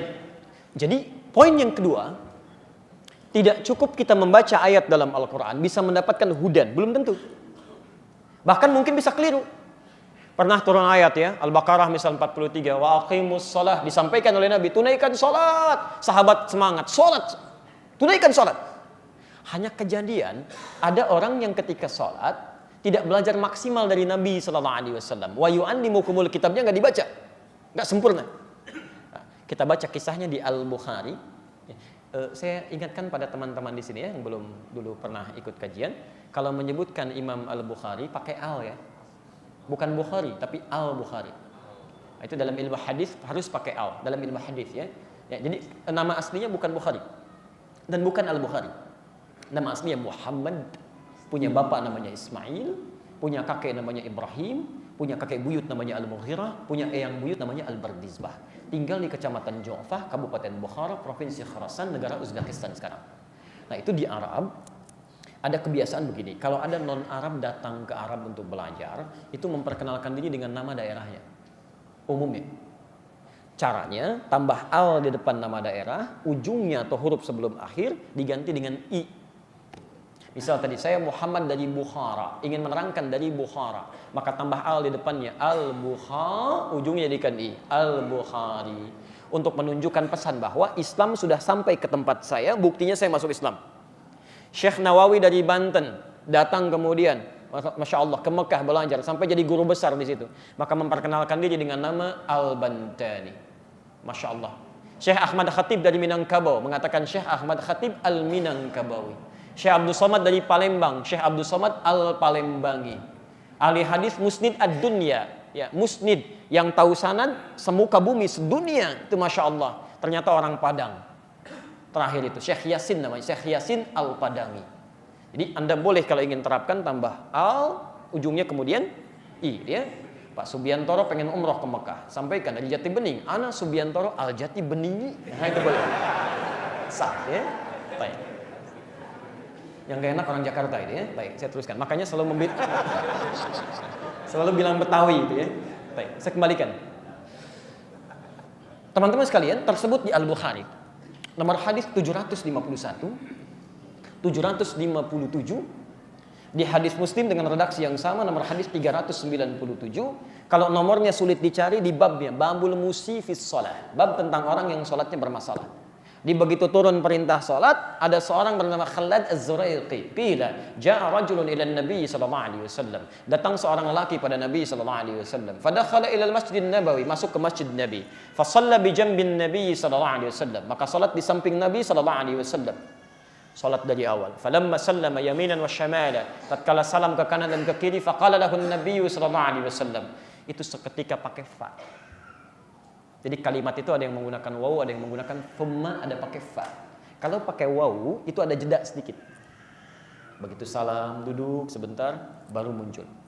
Kalau pakai thumma, jedanya agak panjang. Duduk, baru keluar, baru disampaikan. Tapi kalau fa, itu seketika. Baru salam, seketika langsung disampaikan oleh Nabi. Kata Nabi, salli fa innaka lam tusalli. Anda silakan salat lagi karena Anda belum salat. Anda bayangkan, sahabat Nabi, salat di masjid Nabi, di samping Nabi, tapi karena cara salatnya tidak mengikuti apa yang pernah Nabi tuntunkan dengan sempurna, kata Nabi, ulangi salatnya, Anda belum salat. Fa'ada salatahu thalatha marat, dia mengulangi salatnya sampai 3 kali. Faqala lahu an-nabiy sallallahu alaihi wasallam mithla ma kana. Nabi sallallahu alaihi wasallam tetap mengucapkan kalimat yang sama pada orang ini. Shalli fa innaka lam tusalli. Anda silakan salat lagi karena Anda belum salat. Faqala, maka dia berkata, ya Rasulullah, ma uhsinu ghaira. Ya Rasulullah, saya tidak bisa lebih baik dari sebelumnya selain pada ini. Ini kuncinya. Alimni, tolong ajarkan saya. Tolong ajarkan saya. Masya Allah. Faqala lahu Nabi sallallahu alaihi wasallam. Maka Nabi kemudian sallallahu alaihi wasallam berkata pada orang ini, idza qumta ila shalah, kalau salatnya pengen sempurna, asbighul wudu, sempurnakan wudu, begini caranya. Famastaqbilil qiblah, menghadap ke kiblat, begini caranya. Semua dari takbir kemudian sampai dengan salamnya diajarkan. Sampai puncaknya kita mendengar kalimat sampai hari ini. Shallu kama ra'aitumuni usalli. Al-Bukhari nomor hadis 651. Salatlah kalian persis seperti melihat saya salat. Ini tidak cukup melihat dalil di Quran, tunaikan salat, tapi harus belajar bagaimana Nabi mengajarkan kepada kita tentang salat. Baru dianggap benar. Jelas di sini? Di sahabat Nabi, hidup di zaman Nabi, sholat di samping Nabi, di masjid Nabi. Tidak melihat Nabi, tidak mengikuti tuntunan Nabi, kata Nabi, bermasalah sholat Anda. Tapi sahabat ini mau belajar. Kata beliau, tolong ajarkan saya. Masya Allah. Sahabat Nabi, dekat dengan Nabi, lebih dekat ke surga, mau belajar. Antum bukan sahabat Nabi, tetangga Nabi juga bukan, keponakannya juga bukan. Masya Allah. Sholatnya merasa aman dan tidak mau belajar. Aneh. Sahabat Nabi itu profesinya banyak. Ada yang pengusaha seperti Abu Bakar, Uthman bin Affan, Abdurrahman bin Auf, Masya Allah. Tapi urusan ibadah nomor satu. Nomor satu itu. Ya. Abdurrahman bin Auf itu orang paling kaya itu. Kapaknya saja terbuat dari emas. Saya sering katakan orang terkaya semuka bumi sekarang itu Bill Gates. Bill Gates. Tapi itu nggak ada apa-apa yang dibandingkan Abdurrahman bin Auf. Abdurrahman bin Auf kapaknya saja terbuat dari emas. Bill Gates belum tentu punya kapak itu. Silahkan cari. Tapi keindahan terbesar itu dilukiskan oleh Imam An-Nawawi dalam kitabnya At-Tibyan fi Adab Hamalatil Quran. Jadi sebelum menulis Al-Arba'in 42 hadis itu, dari Shalihin 1896 hadis, itu menulis dulu kitab At-Tibyan fi Adab Hamalatil Quran. Ada dua jenis cetakan bahasa Arab di Indonesia. Terbitan Darul Kutub Al-Islamiyah yang warna merah kecoklatan itu, Anda buka halaman 38 itu. Posisi sebelah kanan paling atas, paragraf kedua, baris 1 sampai dengan 3. Kalau Anda punya terbitan Darun Nafais yang warna kuning, itu di posisi halaman 47, paling kiri, paragraf 3, baris 1 sampai 7. Dilukiskan bagaimana Uthman bin Affan, Abdurrahman bin Auf, Tamim Ad-Dari, bukan karena hartanya melimpah mereka bahagia, tapi ketika mereka bisa menunaikan tahajud di malam harinya sampai khatam Quran. Masya Allah, gitu kan? Ketika dihadirkan tuntunan Rasulullah, ada kenikmatan dalam jiwanya. Dan sesibuk-sibuknya mereka masih ikut taklim juga. Paman Nabi namanya Abbas. Ya, itu sibuknya luar biasa, padat aktivitasnya. Tapi di balik kesibukannya masih sempat ikut taklim sampai hafal 200 hadis. Ketika tidak sempat ikut, anaknya diminta ikut supaya menyampaikan pada keluarganya. Bapaknya hafal 200 hadis, anaknya hafal 2000 hadis. Rasulullah SAW bahkan seorang nabi, rasul dekat dengan Allah, surganya jelas. Tingkat surga paling tinggi dalam 168 jam dalam sepekannya masih mengikuti taklim dengan malaikat Jibril. Masih belajar. Anda bukan Rasul, bukan Nabi, bukan sahabat, gak mau belajar. Aneh. Aneh sebetulnya. Dan Nabi keluarganya sejahtera juga, bahagia. Istrinya 9, hadir dengan beliau, seorang pemimpin yang sangat bagus, kehidupannya nyaman, pemimpin, panglima, tingkat tinggi dan sebagainya. Masih mau taklim. Anda bukan presiden, bukan panglima, bukan pemimpin. Masya Allah, Nabi istri 9, Anda istri 1, ada yang jomblo juga. Belum mau taklim. Anda butuh diberikan apa lagi? Nah, tapi taklim seperti apa yang diinginkan? Kata Quran, wa yu'allimukumul kitab. Lihat penjelasan Nabi SAW. Di sini baru masalah kita akan dimulai. Jadi kita baru mulai itu, yang tadi mukadimah, ya. Baik.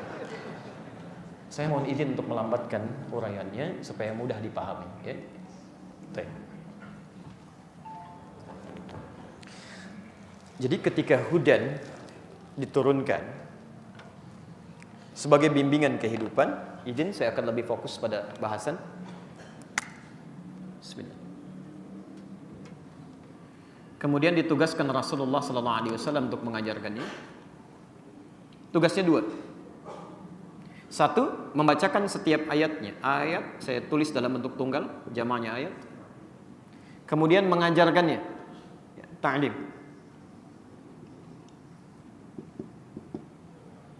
Tolong fokus ya. Ta'lim itu bukan belajar. Ta'lim itu mengajar. Kalau belajar itu ta'allum.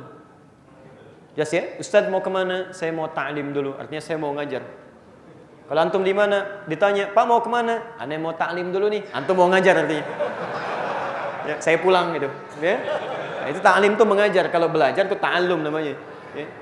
Jelas sampai sini? Baik, Masya Allah. Besok mau ta'lim? Oh, alhamdulillah. Baik. Sekarang lihat. Ayat itu tunggalnya. Jamaknya ayat. Kumpulannya disebut dengan Al-Quran. Ketika diajarkan oleh Rasulullah SAW kepada para sahabatnya, Maka semua yang bersumber dari ajaran Nabi, baik sifatnya, perilakunya, kata-katanya, sikapnya dan sebagainya, maka uraiannya disebut dengan hadis.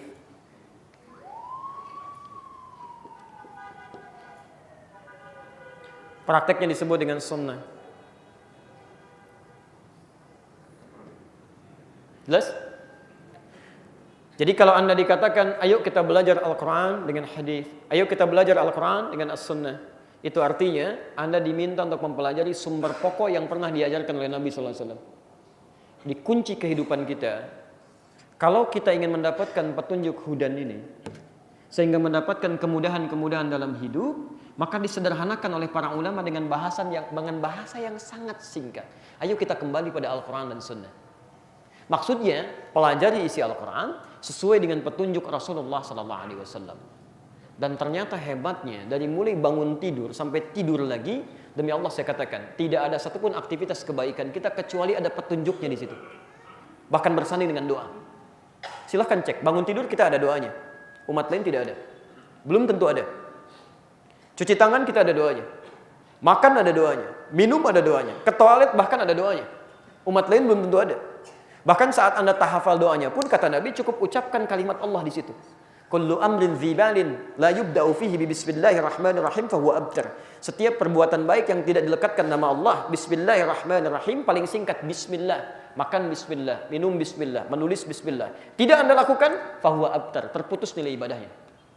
Tuntunan semua ada. Ya, dari yang paling kecil sampai yang paling kompleks. Jelas sampai sini?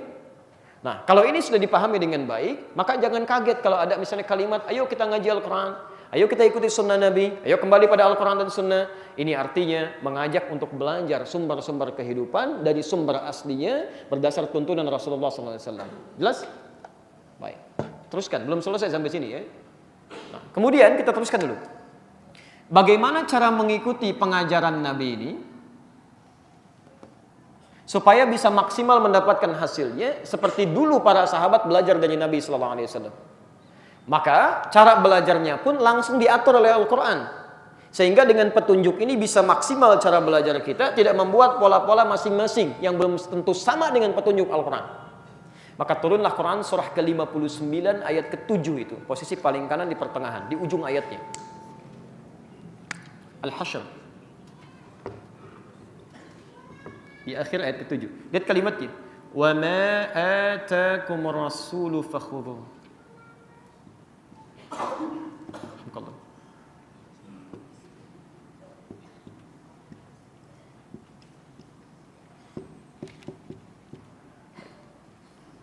Saya cukupkan dulu sampai sini. Wa ma nahakum anhu fantahu. Lihat kalimatnya. Perhatikan.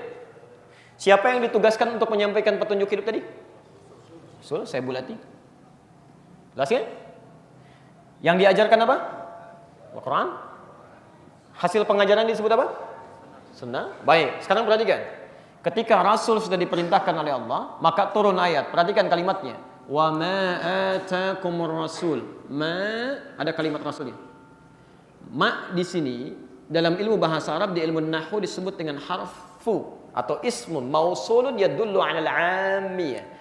Huruf yang menunjuk kepada satu keterangan, ajaran, bahkan benda yang sifatnya luas, umum, tanpa batas. Sehingga diartikan dengan segala, semua. Kalau segala itu satu atau dua? Banyak. Di semua tanpa diambil satu, dua, kecil, tidak. Semua kita satukan. Maksud Al-Quran, wama, dan semua. Ataakumur rasul, yang pernah didatangkan oleh Rasul, dibawa oleh Rasul, sampaikan pada kita, jangan dipisah-pisah. Fakhudhu, cepat ambil. Masih ingat keterangan kami tadi di awal? Pakai fa. Nggak ada jeda kan? Masih ingat ya? Jadi kalau Anda pernah mendapatkan bimbingan dari Rasul, misal dapat keterangan, cepat ambil. Bahkan jangan kasih jeda tuh. Walaupun yang kecil-kecil, ambil, cepat praktekkan. Tapi ingat betul kalimatnya, hanya menggunakan satu huruf tapi indah sekali. Ma, semuanya. Jadi jangan sampai Anda belajar tentang sholat seperti Rasul, tapi lisan Anda tidak seperti Rasul. Mata Anda tidak seperti Rasul. Tangan Anda tidak seperti Rasul. Kaki Anda tidak seperti Rasul. Jadi dari ujung kepala sampai ujung kaki, cek apakah pernah diajarkan tuntunan dari Al-Quran dan Sunnah. Kalau itu pernah didapatkan, maka pelajari semua itu. Bawa. Jelas di sini? Baik. Pelan-pelan, fokus. Kemudian bagaimana cara kita mengambil dari semua yang dari Rasul itu? Kan banyak. Ya, banyak kalau kita mau gali. Nabi sebagai ayah, Nabi sebagai kakek, Nabi sebagai anak, Nabi sebagai panglima, Nabi sebagai masyarakat, semua ada. Maka kemudian Al-Quran langsung menawarkan sesuai dengan apa yang kita mampu. Quran surah 33 ayat 21. Kembali kalimat Rasul, laqad kana lakum fi Rasulillahi uswatun hasanah. Ini poinnya, saya turunkan ke bawah. Uswah hasanah.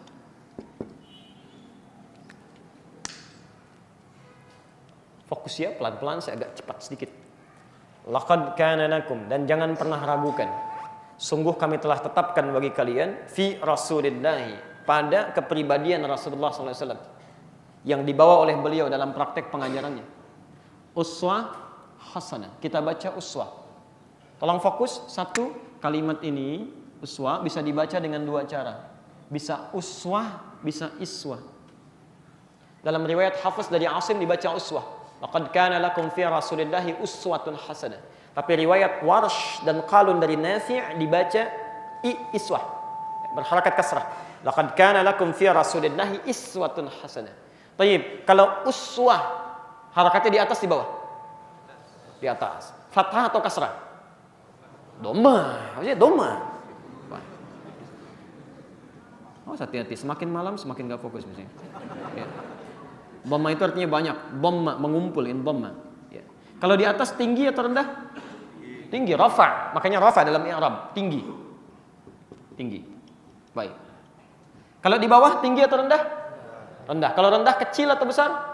Kecil. Khafad dalam i'rab. Khafad, rendah. Makanya kecil disebut kasrah. Kasrah itu terpecah-pecah. Kasrah jujaj, kaca pecah, kecil pecahannya. Makanya ketika Anda membaca kasrah, harakatnya di bawah, itu suaranya kecil. I. U, dhammah, mengumpul. A, terbuka. Tapi kasrah, I. Nanti jam 2 malam, Bu ya, Ibu keluar ke depan tuh. Begitu di pohon dengar suara, I, kecil itu. Kecil suaranya. Kasrah, kecil. Ya. Perhatikan, kenapa kalimat uswah bisa dibaca dua, uswah dengan iswah, untuk memberikan isyarat bahwa keteladanan yang melekat pada Rasulullah, tuntunannya ini, jangankan yang banyak, yang tinggi-tinggi, yang kecil-kecil pun jadi teladan, Pak. Cuman nolehnya aja jadi teladan. Muhammad SAW tiba-tiba menoleh dengan keseluruhannya, memberikan senyumannya, menanyakan apa yang bisa saya bantu. Ya, Masya Allah, itu baru yang kecil-kecil. Belum senyumnya, belum jalannya, itu yang kecil-kecil. Yang tingginya nggak usah ditanya. Bagaimana tahajudnya sampai bengkak-bengkak kakinya. Bagaimana beliau puasanya, bagaimana beliau sabarnya, bagaimana sedekahnya, itu tingkat paling tingginya. Kalau Anda bisa ikuti semua petunjuk Nabi ini, maka hasanah bukan cuma menjadi keteladanan terbaik ya, bukan cuma terbaik. Tapi kalimat hasanah itu tidak disebutkan dalam Al-Quran kecuali kebaikan yang menjadi pahala. Kebaikan yang melahirkan pahala. Jadi kalau Anda ikut tuntunan Nabi, bukan cuma mendapatkan kebaikan dalam hidup, tapi dijamin seketika akan berpahala. Misal, anak bapak dan ibu sekolah. Di sekolah dapat tuntunan, minum dengan tangan kanannya. Kemudian minum dalam posisi duduk. Rasul mengajarkan, minum dengan tangan kanan ya, duduk dan ucapkan bismillah. Begitu diucapkan, kemudian Anda minum, yang pertama minum sesuai dengan ketentuan sekolah, dia mendapatkan kebaikan dari minumnya, hausnya hilang. Tapi yang mengikuti tuntunan Nabi seketika pahalanya dicatatkan oleh Allah Subhanahu wa taala. Dapat pahala kebaikan. Jelas di sini? Makanya Anda selalu berharap memohon kepada Allah agar dalam kehidupan dunia kita bahkan di akhirat selalu mendapatkan kebaikan yang bernilai pahala. Silahkan cek. Doa paling favorit apa? Rabbana atina fid dunya hasanah wa fil akhirati hasanah wa qina. Quran surah kedua Al-Baqarah ayat 201, posisi paling kanan sebelah bawah. Kenapa Anda mengatakan hasanah? Karena Anda bukan cuma ingin dapat kebaikan di dunia. Ya Allah, saya pengen kaya. Baik, tapi kekayaan yang menjadi ibadah. Mobilnya digunakan untuk ibadah, motornya untuk ibadah, pakaiannya ibadah. Wa fil akhirati hasanah, sehingga di akhirat ada pahalanya, itu konsepnya. Sehingga Anda mengistilahkan dengan doa apa? Tuh, Anda yang punya sendiri. Doa sapu jagat gitu kan? Ada doa sapu jagat, ada doa sapu nggak ada jagatnya, ada doa jagat nggak ada sapunya. Cuma Anda yang punya istilah itu. Tapi poinnya itu menghasilkan kebaikan-kebaikan dalam kehidupan. Nah, sekarang inti pembahasan kita dari kalimat ini ada pada kata ma. Semua yang dibawa oleh Rasul. Dalam kaidah fikih itu beda dengan ilmu tafsir. Ada penekanan. Kalau disebutkan kata semua dalam fikih, itu berarti semua keterangan yang berasal dari Nabi. Tolong fokus, di sini inti persoalan kita dimulai. Semua keterangan yang berasal dari Nabi. Saya langsung beri contoh. Misal, Nabi pernah mengajarkan sholat? Pernah. Baik. Sholat dimulai dengan apa? Takbir, jelas? Baik. Bagaimana cara bertakbir? Halo, angkat tangan setinggi apa? Tahu dari mana? Lalu cek dulu ke Nabi, pernah enggak? Jangan-jangan antum ngangkat tapi enggak pernah lihat Nabi sholat, kan? Cek dulu. Al-Bukhari nomor hadis 715, hadwaman kibai sejajar dengan bahu begini. Jelas?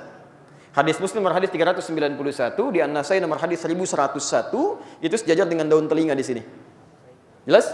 Jadi ada yang begini, ada yang di sini. Ketika kalimatnya disebutkan ma, semua, maka dalam fikih semua praktek dari Nabi itu mesti dikeluarkan. Jadi bukan cuma di sini saja yang benar, tapi di sini pun benar. Karena dua-duanya berasal dari Nabi. Jelas? Misal, ini menunjukkan semua keterangan yang berasal dari Nabi. Dalam fikih itu artinya semua. Semua petunjuk. Fokus. Nah, penting Anda pahami, semua keterangan yang berasal dari Nabi, dari taklimnya Nabi itu, oleh ulama fikih kemudian dikaji, dilihat, dan kesimpulannya semuanya terklasifikasikan, terbagi pada dua bagian. Saya ulang, semua ajaran-ajaran Nabi berbentuk petunjuk. Petunjuk itu dalam bahasa Arab disebut dengan dalil. Kalau dipelajari lebih dalam, intinya terbagi pada dua bagian. Satu, ada yang hanya satu dalil, satu contoh, satu petunjuk. Satu dalil, satu contoh. Misal, tadi bertakbir ya, tangannya di sini, ada yang di sini. Nah, setelah Anda bertakbir seperti ini, baik di sini ataupun yang di sini, itu kalimatnya di An-Nasai nomor hadis 886. Fawadha'a, cepat. Maka cepat dia meletakkan yadahul yumna 'alal yusra, yang kanannya telapak kanan ke kirinya, ke punggung yang kiri, cepat. Redaksi cepat itu disepakati dalam fikih, artinya menepikan gerakan-gerakan yang lainnya. Dan hadisnya cuma satu, contohnya satu. Jadi begitu mengangkat langsung ditutup begini. Yang kanan menutup punggung yang kiri. Jelas sampai sini? Baik, kalau ditemukan cuma satu dalil, satu contoh, itu dalam kaidah fikih disepakati oleh semua ulama. Ini menunjukkan bahwa semua umat Rasulullah itu diduga bisa melakukannya. Bisa menunaikannya. Ya, tanpa ada perbedaan-perbedaan. Jadi karena semua diduga bisa mengerjakannya, maka dalilnya cuma satu, contohnya pun satu. Karena itu, pada satu dalil, satu contoh, Anda nggak boleh beda. Nabi mengajarkan satu, sahabat mengikuti, ulama sepakat, Anda beda sendiri. Yang salah bukan sahabat, yang salah bukan ulama, Anda yang tidak baca. Jadi ketika Nabi mengajarkan angkat seperti ini, kemudian simpan, maka diangkat langsung simpan. Tidak ada alternatif untuk menemukan gerakan yang lain. Saya nggak enak kan tiap hari Ustaz kirim melulu, nggak sopan sama Allah kiri. Ya saya coba pakai kanan lah ya, biar agak sedikit lebih sopan. Allah, kanan masuk duluan, kiri begini, tutup ini. Ya. Kadang-kadang untuk menambah kehusuan kakinya ngangkat dikit gitu ya. Nah, itu tidak perlu seperti itu lah ya. Jadi tidak perlu kreatif. Saya tidak bermaksud untuk menyalahkan. Tapi mohon maaf, kita berpatokan pada dalil. Di sini kami punya koleksi alhamdulillah di rumah 1235 kitab hadis. Dari yang paling sahih sampai yang paling palsu. Itu saya coba mencari, Pak. Di kitab hadis palsu aja nggak ditemukan yang begini. Jadi pemalsu hadis pun tidak tertarik memalsukan hadis ini, saking jelasnya gitu. Jelas ya? Pak, jadi ini satu dalil, satu contoh. Nanti banyak perkaranya, termasuk salam dalam salat. Assalamualaikum warahmatullahi. Assalamualaikum warahmatullahi. Ya? Nabi saja yang levelnya Rasul, yang mengajarkan langsung, itu cuma mengucapkan Assalamualaikum warahmatullahi, dan cuma kepala yang nengok. Assalamualaikum warahmatullahi. Assalamualaikum warahmatullahi. Dan tidak ditemukan gerakan yang lain. Jadi dalilnya satu, contohnya satu. Karena itu tidak terbuka peluang untuk terlampau kreatif. Assalamualaikum warahmatullahi. Assalamualaikum. Misal gitu ya. Jelas sampai sini? Sekali lagi saya tidak bermaksud menyalahkan, tapi kita kembali kepada dalil. Jelas ya? Jadi kalau dalil tidak ada, jangan terlampau soleh gitu ya. Jelas sampai sini? Jelas. Yang kedua, ada beragam dalil Beragam dalil, artinya dalilnya tidak satu. Ya. Beragam dalil, aneka contoh. Tidak hanya satu. Kalau Anda temukan yang seperti ini, saya ulang, Anda temukan yang seperti dalilnya banyak, gitu kan? Dan contohnya pun tidak hanya satu. Ini menunjukkan bahwa umat itu tidak bisa mengerjakan dengan satu cara yang sama. Masing-masing memiliki kesempatan untuk mengerjakan cara yang lain sebagai fleksibilitas kemudahan dalam penunaian ibadah. Karena tidak semua umat bisa mengerjakan satu cara yang sama. Contoh, Abu Daud nomor hadis 838 dari Wa'il bin Hujur radhiyallahu ta'ala anhu, posisi di kitab paling kanan sebelah bawah. Ya. Saat Anda akan sujud dari i'tidal, sami Allahu liman hamidah, maka disebutkan di hadis ini, bima makna idza sajadta fala tasjud kama yabrukul ibil, falyadha rukbatayhi qabla yadayhi. Kalau Anda ingin sujud, maka jangan sujud seperti duduknya unta umum. Maka dahulukan lututmu sebelum telapak tanganmu. Hadis yang pertama dari sahabat Wa'il bin Hujur. Wa'il ini sahabat yang paling dekat dengan Nabi dalam masalah sholat. Tapi ditunjukkan kalau mau sujud lutut duluan. Jadi begitu sami Allah liman hamidah yang tidak, Anda mau sujud lututnya duluan, menapak ke bumi. Lutut baru telapak tangannya begini. Jelas? Tapi tidak cukup sampai situ. Kalau Anda teruskan kemudian, nomor hadis 840 dan 841 cuman beda 2 nomor. Posisi paling kiri sebelah atas. Ternyata riwayat Abu Hurairah bernama Abdurrahman bin Sakhr radhiyallahu taala anhu pernah melihat Nabi salat, bahkan mengatakan idza sajadta bima ma'na fala tasjud kama yabrukul ba'ir, falyadha yadayhi qabla rukbatayhi. Kalau Anda mau sujud, jangan sujud seperti duduknya unta, letakkan telapak tangan dulu baru lututnya. Kok ini ada 2 hadis kok bertentangan dia? Satu nyuruh pakai lutut, yang kedua pakai telapak tangan. Dua-duanya sahabat Nabi, orang dekat dengan Nabi. Siapa yang salah? Ternyata keduanya tidak ada yang salah. Yang ada kita yang belum belajar. Ternyata ketika diamati dua-duanya ini bukan bertentangan. Dalam kaidah ilmu hadis al-jam'u wat taufiq. Al-jam'u kumpulkan semua hadisnya, at-taufiq lihat petunjuknya dari situ. Ternyata ditemukan dari semua kalimat hadis ini kemudahan. Ternyata ada orang-orang salat yang saat akan sujud dia tidak bisa menggunakan lututnya karena mungkin lututnya bermasalah.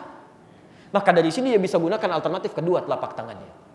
Dan telapak tangannya ada masalah, dia bisa gunakan dengan lututnya. Karena itu Ibnul Qayyim al-Jauziyah ketika menulis kitab sifat salat Nabi, beliau mempraktikkan menggunakan lutut. Syekh Muhammad Nasruddin Al-Albani mempopulerkan telapak tangan. Karena kalau semua orang menggunakan lututnya lantas lutut bermasalah, mau pakai apa? Jelas ya? Jadi ini fungsinya kemudahan, bukan untuk dipersoalkan. Jadi Anda menggunakan telapak tangan, benar. Menggunakan lutut, benar. Yang salah yang kepala duluan. Belum apa-apa sudah ramai, kan? Nah, itu hati-hati, pernah kejadian tuh. Ya, saya pernah ngajar di satu tempat, nggak usah disebutkan lah, di Bekasi gitu ya. Itu pernah suami istri tidak tegur sapa semalaman, Pak. Gara-gara persoalan lutut dan telapak tangan. Suaminya pulang dari kantor malam-malam, nggak sempat sholat di masjid, sholat di rumah, sholat isya. Begitu turun, lutut duluan. Dilihat oleh istri tercinta. Selesai sholat dikatakan, Pak, Papa sholatnya nggak sesuai sunnah. Nah itu. Ini ibu sedikit bu ya. Jadi di Quran itu kan disebutkan suami itu pemimpin. Ingat itu ya. Jadi yang mimpin siapa? Suami. Apa ciri khas pemimpin bu? Oh, bukan. Ciri khas pemimpin itu tidak mau dipimpin. Ingat itu ya. Baik. Tidak menerima saran, hanya menerima usulan. Ya. Itu pemimpin. Makanya kalau ibu ingin berdiskusi dengan suami, jangan menjadi pemimpin, gak akan nyambung tuh, gak akan nyambung. Harusnya jadi usulan gitu kan. Ini langsung jadi pemimpin. Papa sholatnya salah tuh, ya kan? Gak sesuai sunnah. Emang sunnahnya bagaimana mah? Harusnya bukan lutut duluan, telapak tangan. Suami gak mau kalah, pemimpin. Mama yang gak baca hadis katanya. Padahal dua-duanya gak baca pak. Itu besoknya cerita suaminya pada saya itu saat diantarkan satu acara. Kami nggak baca ustadz dua-duanya. Rupanya istrinya belajar di ustadz yang satu, suami belajar di ustadz yang lain. Dua-duanya nggak nyambung. Begitu saya sampaikan itu dua-duanya ada di kitab yang sama pak. Cuman beda 2 nomor. Yang pakai lutut nomor hadis 838, yang pakai telapak tangan nomor hadis 840. Ada dua-duanya. Dari situ ketika disampaikan jadi senyum sendiri pak. Berdua itu masya Allah. Ini persoalan kalau ditemukan yang beda-beda. Maka rujukan pertama yang harus Anda lakukan bukan rame dulu. Jangan jadi jamaah hore, rame gitu kan?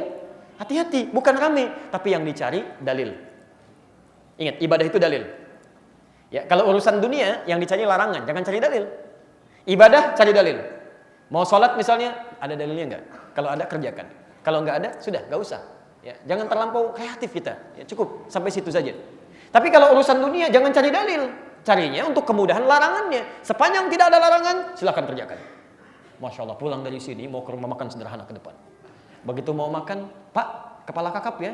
Dalilnya mana ya? Anda nggak akan makan seperti itu ya. Alpukat Pak, dalilnya susah kayak begitu. Jadi urusan dunia tuh sepanjang nggak ada larangannya kita nikmati. Jelas ya? Baik, sepakat sampai sini? Nah, teruskan dulu ya, belum selesai. Kan sampai jam 12 kita ya. Lihat, awas belum ketemu madzhab belum ketemu, ya, belum ketemu. Awas. Judul belum sampai ini. Dua ini, baik yang satu dalil satu contoh, beragam dalil dan aneka contoh, itu kedua pola ini disebut dengan manhaj namanya. Manhaj. Manhaj itu jalan yang terang, yang jelas, lurus. Dilukiskan bahwa kalau jalan kita ingin menuju Nabi dengan lurus, dengan jelas, maka ikuti nih semua yang dibawa oleh Nabi. Ya, manhaj ini.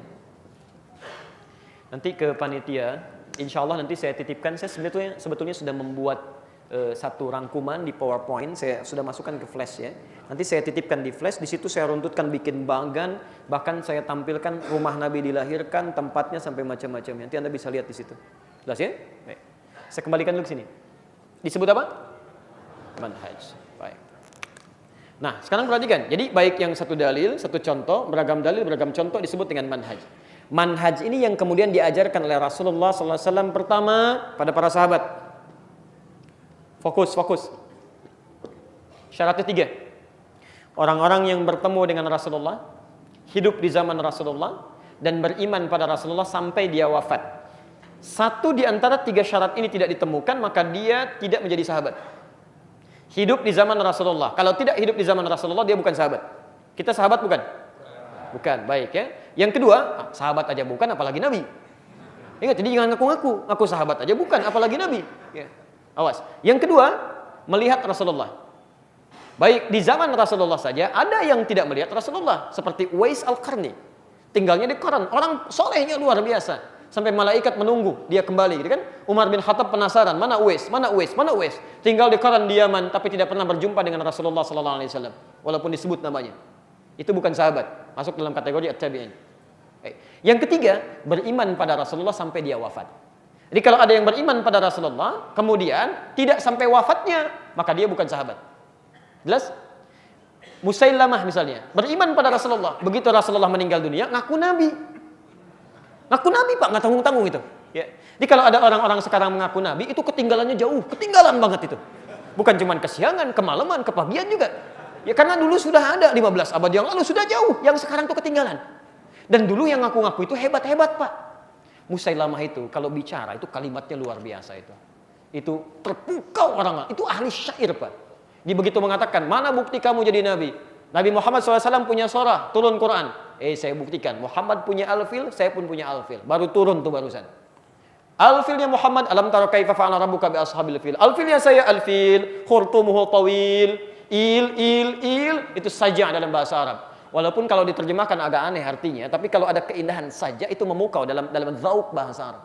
Al-fil, gajah, khurtumuhu tawil, belalainya panjang. Ya? Diterjemahkan enggak enak, tapi kalau dalam bahasa Arabnya ada sajanya di situ. Lihat, jadi level-level mereka, level pujangga, level orang hebat, ngaku Nabi, meninggal juga sengsara. Yang sekarang-sekarang ini enggak ada apa-apanya. Pelatih bulu tangkis ngaku Nabi. Coba cek, AM ditangkap polisi kan? Dihukum 2 tahun, diwawancara, kenapa Anda mengaku Nabi? Saya ke Bogor Pak, dapat wahyu katanya. Orang ke Bogor dapat tahlas, dapat wahyu gitu kan? Jadi nggak nyambung tuh. Bogor nggak cukup, Bandung tukang cukur Pak. Di Bogor selesai, di Bandung muncul tukang cukur, ngaku Nabi, ada lagi pengikutnya. Saya audiensi dengan MUI Jawa Barat, jawaban di bulan-bulan ini tuh pekan ke belakang, itu Masya Allah, di Jawa Barat saja hampir tiap bulan ada Nabi baru. Hampir tiap bulan. Sekarang lagi di Karawang tuh Nabi barunya. Betul lagi diselesaikan itu ya, mudah-mudahan sudah selesai gitu ya. Kadang-kadang ini yang sering nampak di masyarakat tuh. Jakarta nggak mau ketinggalan ibu kota negara. Bogor Nabi, Bandung Nabi, Jakarta malaikat. LE minta izin mendaratkan malaikat Jibril di Monas katanya. Masya Allah, dia ditangkap polisi dihukum 5 tahun. Polisi kita, jangankan teroris di Waduk Jatiluhur, Masya Allah, malaikat ditangkap tuh. Ya, kita doakan semoga baik ya, Insya Allah. Sahabat, jelas? Jelas di sini? Baik. Diajarkan pada para sahabat. Nah, fokus lagi ya, fokus. Sifat sahabat ini itu punya 2 sifat utama. 1, sifat sahabat ketika belajar dari Rasulullah SAW punya keutamaan menghafal yang kuat. Punya keutamaan menghafal yang kuat. Dia hafalannya kuat sekali. Hafalan. Al-hifdhu.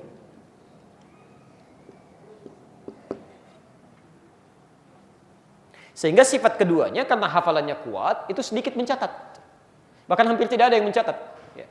Ini orang Arab itu yang dulu-dulu itu punya keutamaan Pak. Dalam hafalan itu luar biasa.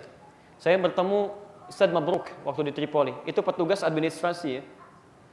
Dulu Masya Allah itu menulis, mencatat. Kan? Ketika saya datang dengan kawan kami namanya Mahrus. Syekh man huwa? Syekh siapa ini? Ada Mahrus, saya bilang ini Mahrus. Ente Mahrus bin Fulan, bin Fulan, bin Fulan, bin Fulan. Disebutkan sampai kakeknya yang paling akhir dari sekian ribu mahasiswa yang ada di situ. Jadi tipikal itu ya dulu itu banyak yang seperti itu. Di sahabat menangkap semua ini, belajar manhaj Nabi keseluruhannya, kemudian sifatnya dihafalkan. Jelas? Baik. Rasulullah SAW meninggal dunia. Oke. Ketika wafat kemudian, maka para sahabat ini mulai berpisah-pisah untuk berdakwah. Mu'adz bin Jabal pergi ke Yaman. Ali bin Abi Thalib ke Kufah. Muawiyah bin Abi Sufyan ke Afrika Utara. Sa'ad bin Abi Waqqas bahkan sejak di zaman Nabi pernah ekspedisi sampai ke Cina Selatan, kan? Ke Laut Cina Selatan sampai singgah di Nusantara. Dia terpisah tuh. Ya, mengajar. Baik. Ketika diajarkan oleh sahabat, maka masa setelahnya disebut dengan tabi'in. Fokus, tabi'in. Ya, pada umumnya disebut dengan tabi'in. Nah, karena ini sudah belajar dari Nabi SAW, kemudian mengajarkan ke masa setelahnya, sifat tabi'in ini kadang-kadang tidak memiliki sifat yang sama dengan sahabat. Orang-orang Arab Bakhdah yang kuat hafalannya. Ya, kadang ada yang ajam itu bukan Arab asli, belum paham bahasa Arab, gitu kan? Dan seterusnya, biasa mencatat. Karena itu sifat-sifat generasi setelah sahabat itu mulai merangkum, mulai menuliskan. Di ajaran-ajaran Rasulullah ini, manhaj ini, yang disampaikan dari sahabat diteruskan kembali dan sudah mulai dituliskan, dirangkum, dikodifikasikan, dibuat jadi kitab.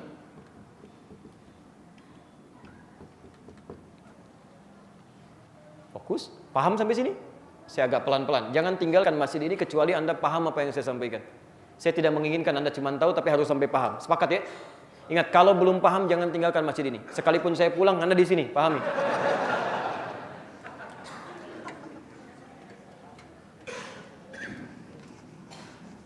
Perhatikan, sudah mulai menulis ya. Karena akan sebarkan, kemudian mulai dituliskan. Nah, ketika ini dituliskan, kalangan tabi'in yang menjadi bintang ulama di zamannya, yang bisa menghimpun ajaran-ajaran sahabat yang tersambung pada Rasulullah SAW, itu ada 4. Ada 4. Ini orang-orang yang paling utama di zamannya. Jadi mereka bisa menghimpun semua ajaran Nabi yang manhaj ini, dituliskan di kitab mereka. Supaya mudah kemudian diajarkan kembali pada masa setelahnya. Karena tidak setiap orang bisa menghafal dengan hafalan yang sempurna. Siapa keempat ini? 1, Nu'man bin Bashir yang dikenal dengan Abu Hanifah. Wafat tahun 150 Hijrah. Kedua, Imam Malik bin Anas. Beliau itu Imam Darul Hijrah. Dari lahir, tinggal sampai meninggal di Madinah. Nggak pernah keluar dari Madinah. Kemudian di antara muridnya, Muhammad bin Idris Asy-Syafi'i. Dikenal dengan Imam Asy-Syafi'i. Lahir di Gaza, yang sekarang sedang diembargo. Ya. Lahir tahun 150 Hijrah. Ketika Imam Abu Hanifah wafat, ini lahir. Kemudian muridnya Imam Asy-Syafi'i, Imam Ahmad bin Hanbal. Imam Ahmad.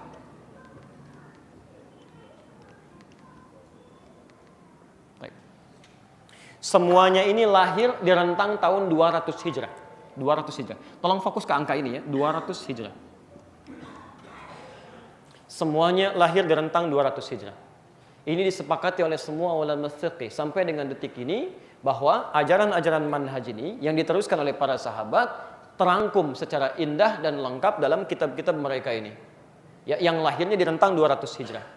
Baik, sekarang tahun berapa Hijrah? 1438 Hijrah. Di 200 Hijrah ini masa lalu atau masa sekarang? Lalu. Fokus ya, lihat betul, awas, hati-hati. Lalu yang dulu dalam bahasa Arab disebut dengan salaf. Salaf.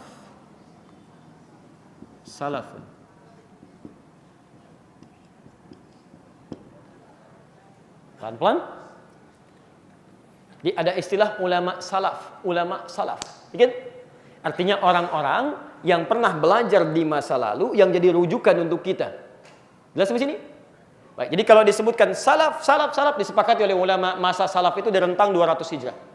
Jadi kalau Anda menyebut ulama salaf siapa di antaranya? Imam Abu Hanifah, Imam Malik bin Anas, Imam Asy-Syafi'i, Imam Ahmad bin Hanbal. Artinya orang-orang yang hidup di masa lalu yang merangkum ajaran-ajaran Nabi sallallahu alaihi wasallam. Jelas sampai sini? Baik. Nah, kita kalau mau belajar sekarang, ayo kembali kepada Al-Qur'an, ayo kembali kepada sunnah. Anda pernah lihat Nabi enggak? Di mimpi? Mimpi aja nggak pernah lihat. Bagaimana bisa belajar langsung dengan Nabi? Manhaj ini bisa sampai kepada kita dipelajari, kita gali, tidak mungkin kecuali melalui jalur yang ini. Karena ini yang menuliskan dari sumber-sumber sebelumnya. Maka dituliskan, digabungkan dalam kitab-kitab mereka. Kalau Anda belajar runtutannya dari sini, pasti itu ya, di antara kita saat akan belajar, nyambungnya pasti ke sini. Ya, silahkan kalau Anda telusuri lebih dalam, nyambungnya akan ke sini. Dari ke sini nanti akan masuk ke sahabat, dari sahabat baru ke Nabi. Ya. Keterangan ini dipersingkat oleh Imam Muslim dalam kitab beliau, Sahih Muslim, jilid yang pertama halaman 119. Bab yang kelima, nomor hadis yang ke-15, posisi paling kiri sebelah atas. Cetakan tahun 2002, terbitan Darul Hadis, harganya 450.000. Babul isnadi minad din, isnad. Ini kalimat. Kalau Anda belajar, ada runtutan-runtutan ke ulama salaf, ini sampai kepada sahabat, sampai kepada Nabi sallallahu alaihi wasallam, maka runtutan itu disebut dengan isnad. Jelas?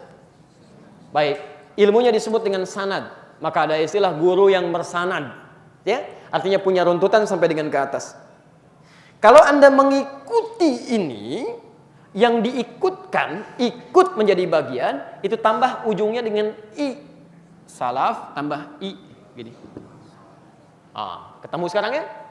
Baik. Kalau sudah ada kasrah, ada ya di ujung ini, di akhir, maka huruf sebelumnya itu dimungkinkan. Umumnya harakatnya pasti kasrah. I. Di salaf jadi salafi. Kalau ada i itu umumnya menunjuk kepada orang atau kepemilikan. Misal, Indonesia itu negara. Orang Indonesia, A-nya ganti pakai i. Indonesia. Jelas? Malaysia, orang Malaysia, Malizi. Baik. Tunisia, orang Tunisia, Tunis. Filipina, orang Filipin, Filipini. Amerika, Amriki. Betul itu. Ya? Orang yang senang bekas-bekas? Iya, bukan itu ngarang ya. Itu ngarang.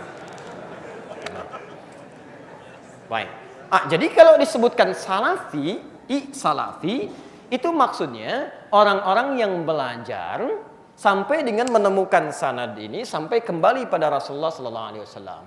Jadi kalau dia mau belajar tentang cara sholat, dilihat sampai ketemu, oh Nabi sholatnya seperti ini, dirujuk sampai sini. Jelas sampai sini?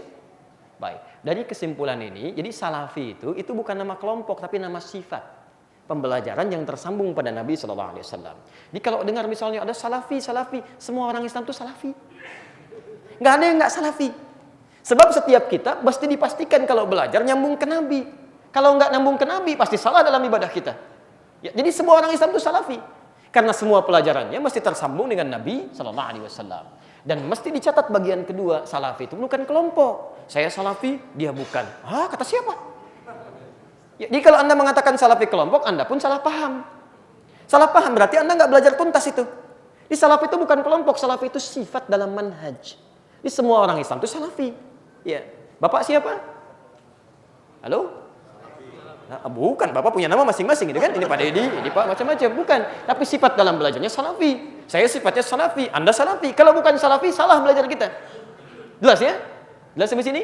Halo? Jadi kalau kita mendengar kalimat salafi jangan terlampau kaget ya.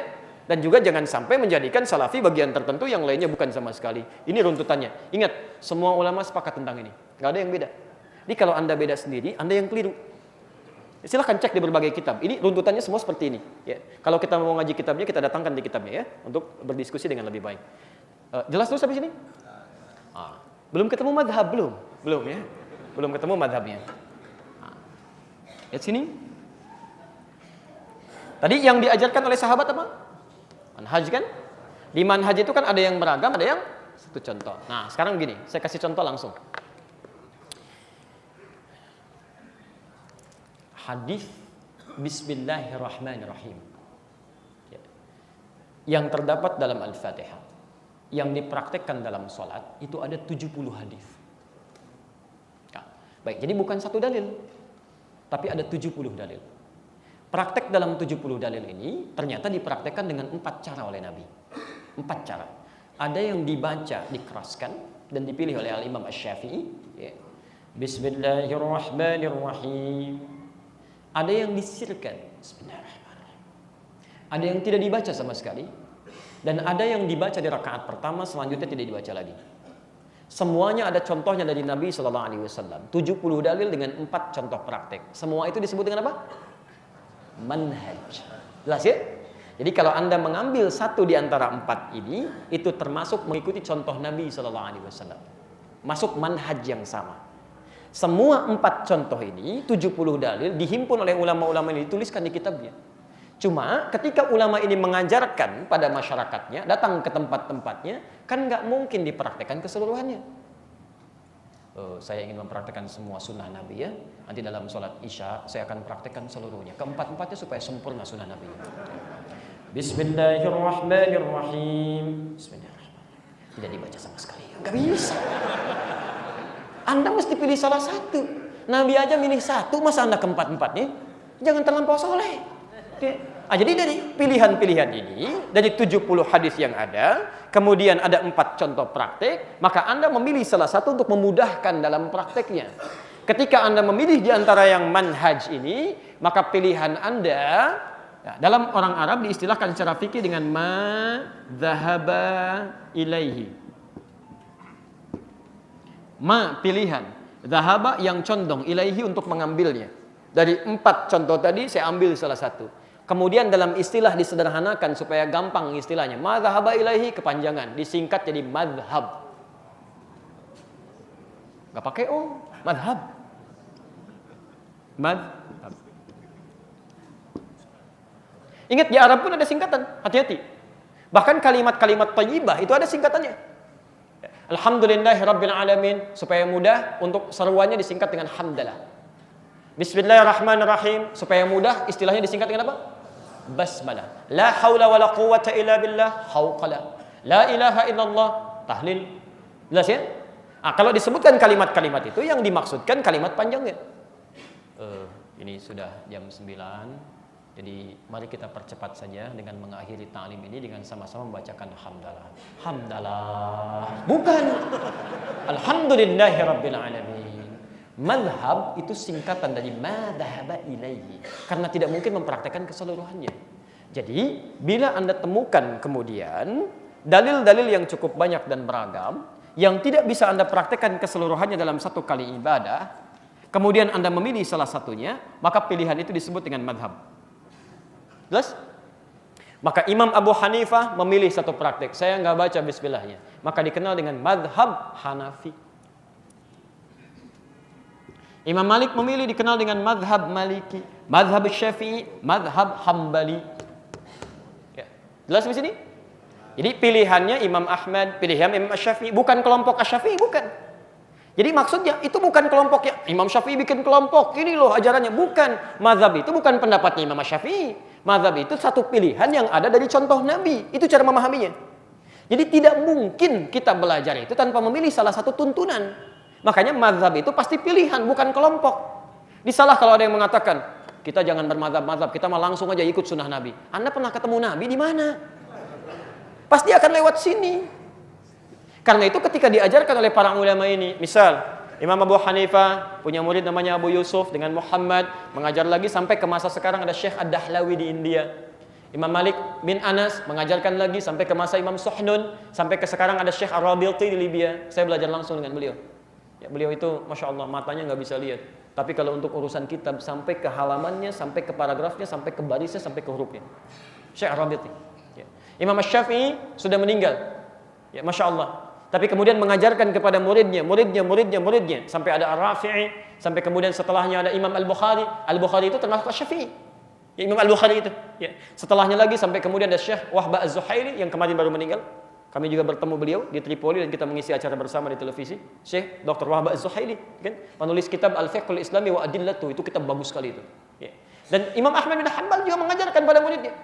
Di situ ada Ibnu Wahab. Ada kemudian turunan setelahnya Syekhul Islam Ibnu Taimiyah, kemudian ada Ibnu Qayyim Al-Jauziyah sampai ke masa Syekh Muhammad Nasiruddin Al-Albani, itu bermadzhab juga Hambali. Ada di situ. Kemudian diajarkan sampai kemudian menetap di lokasi-lokasi tertentu untuk memudahkan mereka memilih salah satu. Misal, mazhab Imam Ahmad bin Hanbal sekarang lebih banyak dipraktikkan di wilayah Teluk.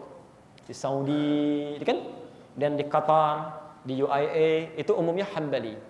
Jadi kalau antum ke sana, ya, kemudian salat misalnya ada yang ke Madinah, ada yang kemudian di Mekah, itu bismillahnya disirkan.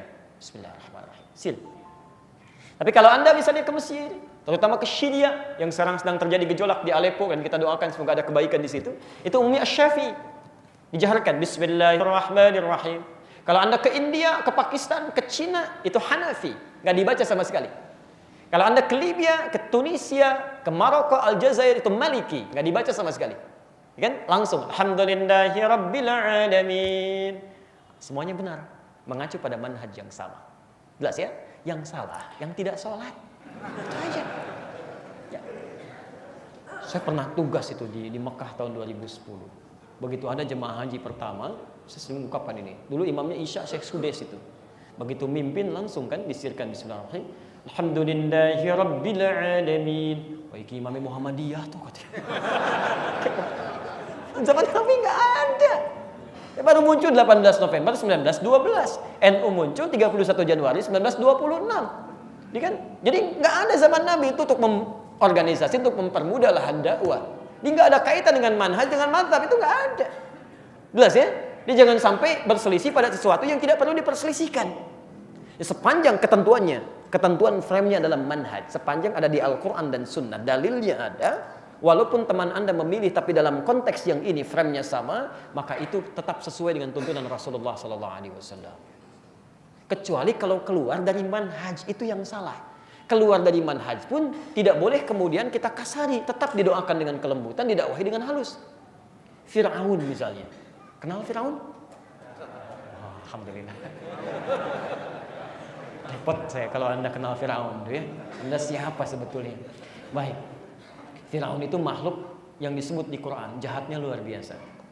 Kata-katanya menyebalkan dan kadang-kadang tajam. Saking tajamnya bukan cuma tersinggung, orang bisa marah dan nekat itu. Itu rambutnya udah nggak bagus tuh. Tolong pisahkan kepala dari badannya. Bukan suruh nyukur, pisahkan kepala dari badannya. Tapi ketika Nabi Musa ingin berdakwah kepada Fir'aun, turun kalimat Quran di surah ke-20 ayat ke-43 sampai 44. Idhaba ila fir'auna innahu tagha. Musa dan Harun pergilah kepada Fir'aun. Dia sudah mulai menyimpang. Saking sayangnya Allah pada setiap hambanya. Ini cuma Fir'aun. Sebelum dia meninggal masih diberikan kesempatan hidayah. Satu orang, nabinya dua, Pak. Musa dengan Harun. Belum mau beriman juga. Kita nabinya satu, gak pernah lihat sampai hari ini. Itu Fir'aun tuh. Tapi perintah Qurannya belum selesai. Ayat 44-nya. Faqula lahu qawlan layyina la'allahu yatadzakkaru aw yakhsha. Maka katakan oleh kalian berdua kepada Fir'aun dengan kata-kata yang lembut. Mungkin dengan kelembutan itu dia menjadi sadar kemudian takut kepada aku, kata Allah. Silahkan perhatikan. Dua nabi, orang paling takwa, orang paling soleh di zamannya, berdakwah kepada manusia paling durjana yang mengaku Tuhan. Ana rabbukumul a'la, kata Fir'aun. Diperintahkan oleh Quran untuk berdakwah dengan kelembutan. Anda tidak sesoleh Musa, tidak sebaik Harun. Berdakwah kepada orang yang tidak sejahat Fir'aun. Kenapa mesti kasar? Kenapa mesti saling mencela? Kenapa masih saling tidak ada senyuman? Bahkan yang paling aneh belajar Al-Quran, belajar Sunnah. Dengan keluarga masih pada cemburutan. Dengan tetangga nggak saling salaman. Apa yang salah? Coba cek lagi. Mungkin ada sesuatu yang belum disempurnakan di situ. Coba cek lagi. Mungkin Anda bukan kembali pada Al-Quran dan Sunnah, Anda mungkin bikin kelompok. Bukan Quran Sunnah. Kalau Quran Sunnah itu ikuti manhaj Nabi. Kalau manhajnya sudah ada, itu yang disebut dengan khairu ummah. Kuntum khairu ummah. Jadi kalau itu sudah ada, maka berjalan dengan penuh keindahan. Itu yang diharapkan. Jadi madhab itu bukan aliran. Madhab itu kemudahan untuk dipraktekkan supaya kita mudah menunaikan ibadah. Karena tidak mungkin mengambil keseluruhannya. Tapi madhab itu nggak sembarangan, harus diikat dengan manhaj. Frame-nya Al-Quran dan Sunnah. Sepanjang sesuai dengan Al-Quran dan Sunnah ini, maka ikuti itu. Keluar dari situ, dakwahi sehingga dikembalikan dengan penuh kelembutan. Jelas di sini? Nah, itu yang diinginkan oleh Rasulullah SAW.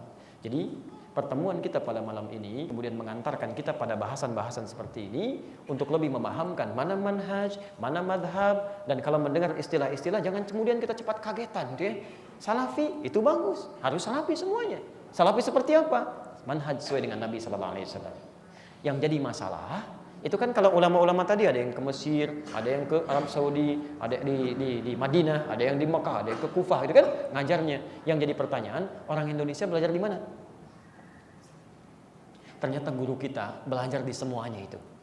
Ada yang ke Madinah, Masya Allah. Ada yang alumni Mekah, ada yang ke Libya, ada yang ke Indonesia, ada yang ke Maroko, ada yang ke Mesir, ada yang ke Pakistan. Begitu pulang, dibawa semuanya. Masya Allah. Yang pulang dari Pakistan, misal dari Bandung, ya, belajar ke Pakistan. Pulang, kan siapa madhabnya? Hanafi kan? Bismillahnya nggak dibaca. Baik, orang Jakarta misalnya, Masya Allah, belajar ke Madinah, disirkan. Orang Bekasi belajarnya ke Mesir, ada yang ke Syria, dijaharkan.